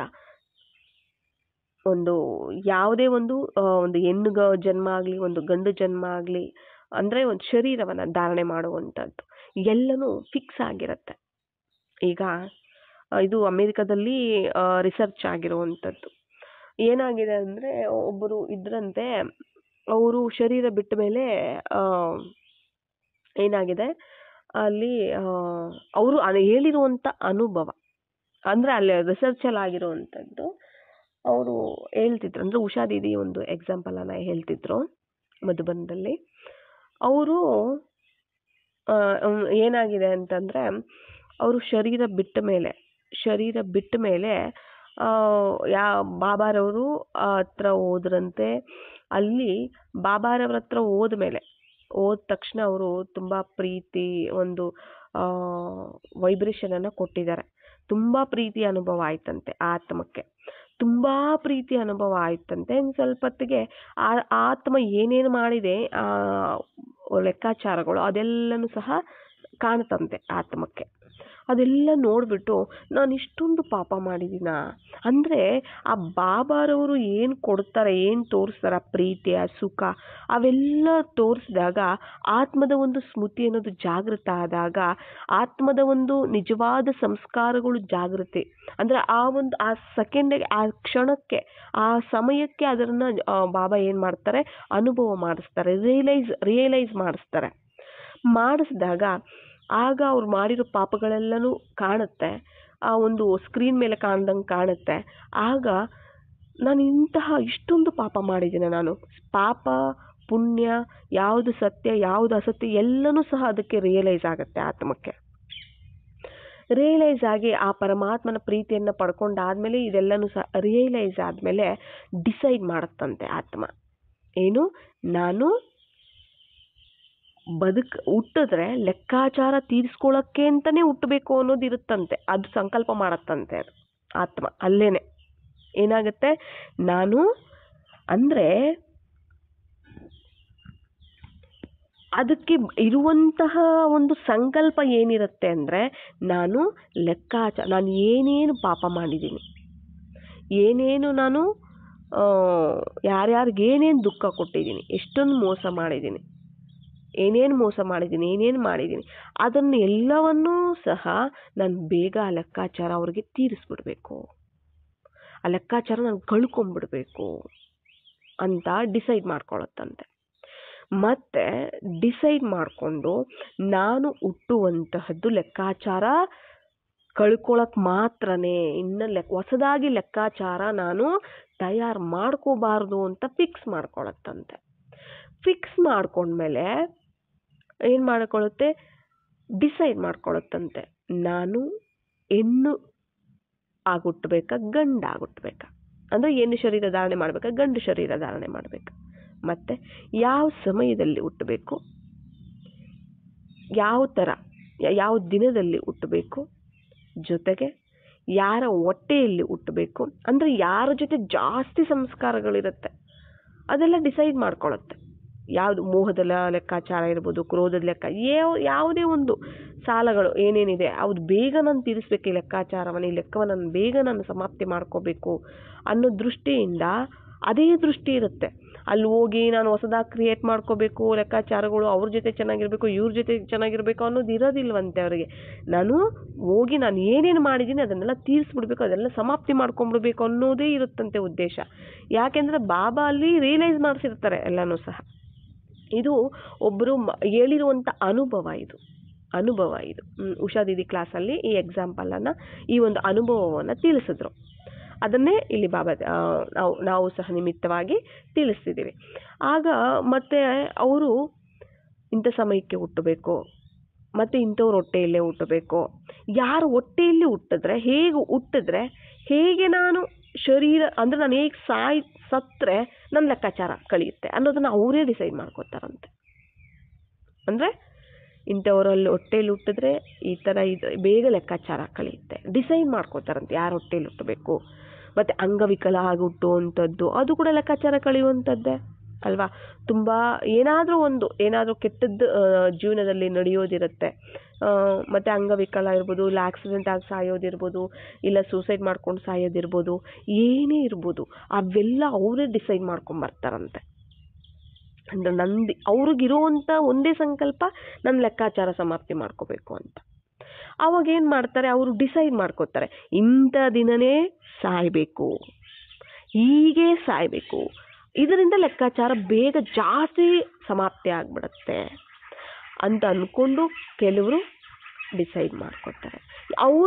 ಅವರ ಒಂದು ಜೀವನ ಅವರೇ ಡಿಸೈಡ್ ಮಾಡ್ಕೋತಾರೆ ಅನ್ನೋದು ಹೇಳ್ತಿದ್ದಾರೆ. ಮತ್ತು ಅವರು ಹುಟ್ಟುತ್ತಾರೆ, ಅಂದರೆ ಅವರು ಗರ್ಭವನ್ನು ಪ್ರವೇಶ ಮಾಡ್ತಾರೆ. ಗರ್ಭವನ್ನು ಪ್ರವೇಶ ಮಾಡಿ ಇದ್ದಾಗೂ ಕೂಡ ಗರ್ಭದಲ್ಲಿ ಇದ್ದಾಗಲೂ ಸಹ ಆ ಒಂದು ಅವ್ರು ಏನು ಪ್ರತಿಜ್ಞೆ ಮಾಡಿರ್ತಾರೆ, ನಾನು ಏನೇ ಆಗಲಿ ಲೆಕ್ಕಾಚಾರ ಸಮಾಪ್ತಿ ಮಾಡ್ಕೋಬೇಕು, ಇವರು ಹೊಸದಾಗಿ ಕ್ರಿಯೇಟ್ ಮಾಡ್ಕೋಬಾರ್ದು ಅಂದ್ಕೊಂಡು ಏನು ಬಂದಿರ್ತಾರೆ, ಏನು ಸಂಕಲ್ಪ ಮಾಡಿರ್ತಾರೆ, ಏನು ಯೋಚನೆ ಮಾಡಿರ್ತಾರೆ, ಡಿಸೈಡ್ ಮಾಡಿರ್ತಾರೆ, ಅದೆಲ್ಲ ಸ್ಮೃತಿ ಇರುತ್ತಂತೆ ಗರ್ಭದಲ್ಲಿದ್ದಾಗಲೂ ಕೂಡ. ಮತ್ತು ತನ್ನ ತಾಯಿ ತಂದೆ ಅವೆಲ್ಲನೂ ಸಹ ಅವರು ಯೋಚನೆ ಮಾಡ್ತಿರ್ತಾರಲ್ಲ, ಆ ಒಂದು ವೈಬ್ರೇಷನ್ಸು ಸಹ ಅವ್ರಿಗೆ ಸೇರ್ತಿರುತ್ತೆ, ಅದರಲ್ಲೂ ಸಹ ಅದು ಎಫೆಕ್ಟ್ ಆಗ್ತಿರುತ್ತೆ. ಮತ್ತು ಏನಾಗ್ಬಿಡುತ್ತೆ, ಹುಟ್ಟುತ್ತಾರಲ್ಲ, ಅಂದರೆ ಮಗು ಹುಟ್ಟಿದ ಮೇಲೆ 2-2.5 ವರ್ಷದವರೆಗೂ ಆ ಒಂದು ಪ್ರತಿಜ್ಞೆ ಸ್ಮೃತಿನೂ ಇರುತ್ತಂತೆ. ಜೊತೆಗೆ ಯಾರನ್ನ ನೋಡಿದ್ರು ಅಂದರೆ ಹೇಳಿದ್ರಲ್ಲ, ಯಾರಾದ್ರ ಜೊತೆ ಹಿಂದಿನ ಜನ್ಮದಲ್ಲಿ ತುಂಬ ಪ್ರೀತಿ ಇದೆ ಅಂದರೆ ಅವ್ರ ಜೊತೆ ಚೆನ್ನಾಗಿ ನಗುವಂಥದ್ದು, ಅವ್ರನ್ನ ನೋಡಿ. ಯಾರ ಜೊತೆಲಾದ್ರೂ ಸಂಬಂಧ ಸ್ವಲ್ಪ ಆ ಥರ ಈ ಥರ ಇತ್ತು ಅಂದರೆ ಅವ್ರು ನೋಡಿ ಅಳ್ಳುವಂತಹದ್ದು, ಇವೆಲ್ಲ ಯಾಕೆ, ಇವೆಲ್ಲನೂ ಸಹ ಸ್ಟಾರ್ಟ್ ಆಗುತ್ತೆ ಅಲ್ವಾ. ಇದೆಲ್ಲ ನೀವು ಎಲ್ಲರೂ ಸಹ ನಾವು ಮಕ್ಕಳಲ್ಲಿ ನೋಡಿರ್ಬೋದು. ಮಕ್ಕಳನ್ನು ನೋಡಿದಾಗ ಮನೆಗಳಲ್ಲಿ ಯಾರಾದರೂ ಇದ್ದಾಗ ಕೂಡ ಅದು ಅನುಭವ ಇರುತ್ತೆ, ನೀವು ನೋಡಿರ್ತೀರ. 2-2.5 ವರ್ಷದವರೆಗೂ ಸೋಲ್ ಕಾನ್ಷಿಯಸ್ಸು ಇರುತ್ತೆ, ಜೊತೆಗೆ ಅವ್ರು ಮಾಡಿರೋ ಪ್ರತಿಜ್ಞೆನೂ ನೆನಪಿರುತ್ತೆ, ಜೊತೆಗೆ ವೈಬ್ರೇಷನ್ಸು ಸಹ ಬರ್ತಿರುತ್ತೆ, ಬೇರೆಯವ್ರದ್ದು ಸಹ ವೈಬ್ರೇಷನ್ಸು ಸಹ ಬರ್ತಿರುತ್ತೆ. ಆಮೇಲೆ ಹುಟ್ಟಿದ ಮೇಲೆ ಆ ಥರ ಎಲ್ಲ 2.5 ವರ್ಷವರೆಗೂ ಇರುತ್ತಲ್ಲ, ಆಮೇಲೆ ಯಾವಾಗ ಈ ದೇಹದಾರಿಗಳ ಸಂಬಂಧ ಸಂಪರ್ಕದಲ್ಲಿ ಬರ್ತಾ ಬರ್ತಾ ಬರ್ತಾ ಬರ್ತಾ ಬರ್ತಾ ಬರ್ತಾ ಆ ಒಂದು ಈ ಜನ್ಮದ ಸ್ಮೃತಿ ಸ್ಟಾರ್ಟ್ ಆಗಿಬಿಡುತ್ತೆ. ಈ ಜನ್ಮದ ಸ್ಮೃತಿ, ಈ ಜನ್ಮದ ಸಂಬಂಧಗಳ ಜೊತೆ ಲೆಕ್ಕಾಚಾರ ಸ್ಟಾರ್ಟ್ ಆಗಿಬಿಡುತ್ತೆ. ಅಂದರೆ ಅವರ ಒಂದು ಮೋಹದಲ್ಲಿ, ಅವರ ಒಂದು ಸಂಬಂಧ ಸಂಪರ್ಕದಲ್ಲಿ ಬರ್ತಾ ಬರ್ತಾ ಇಂದಿನ ಜನ್ಮದ್ದು ಮತ್ತು ಇಂದಿನ ಒಂದು ಅವ್ರು ಏನು ಪ್ರತಿಜ್ಞೆ ಮಾಡಿದ್ರೆ ಅದೆಲ್ಲ ಸಮಾಪ್ತಿ ಆಗಿಬಿಡುತ್ತೆ. ಮತ್ತು ಹೊಸದಾಗಿ ಮಾಡೋದಕ್ಕೆ ಶುರು ಮಾಡ್ಕೊಂಡ್ಬಿಡ್ತಾರೆ ಅಂತ ಹೇಳಿದ್ದಾರೆ. ಅದು ಎಷ್ಟು ಸರಿನೋ ತಪ್ಪೋ ಅದು ನಮಗೆ ಗೊತ್ತಿಲ್ಲ. ಈ ಥರ ಉಷಾದಿದೆ ಅವರು ಕ್ಲಾಸ್ ಮಾಡಿದಾಗ ಅವರು ಹೇಳಿದ ಒಂದು ಎಕ್ಸಾಂಪಲ್ ಇದು, ಆಯಿತಾ. ಅಂದರೆ ಅದಕ್ಕೆ ಸ್ಮೃತಿ ಇರುತ್ತಂತೆ, ನಾನು ಇಂಥವ್ರ ಹೊಟ್ಟೆಲಿ ಹುಟ್ಟಬೇಕು, ನಾನು ಹೀಗೆ ಸಾಯಬೇಕು, ಹೀಗೆ ಹುಟ್ಟಬೇಕು ಅನ್ನೋದು ಸ್ಮೃತಿ ಇರುತ್ತಂತೆ.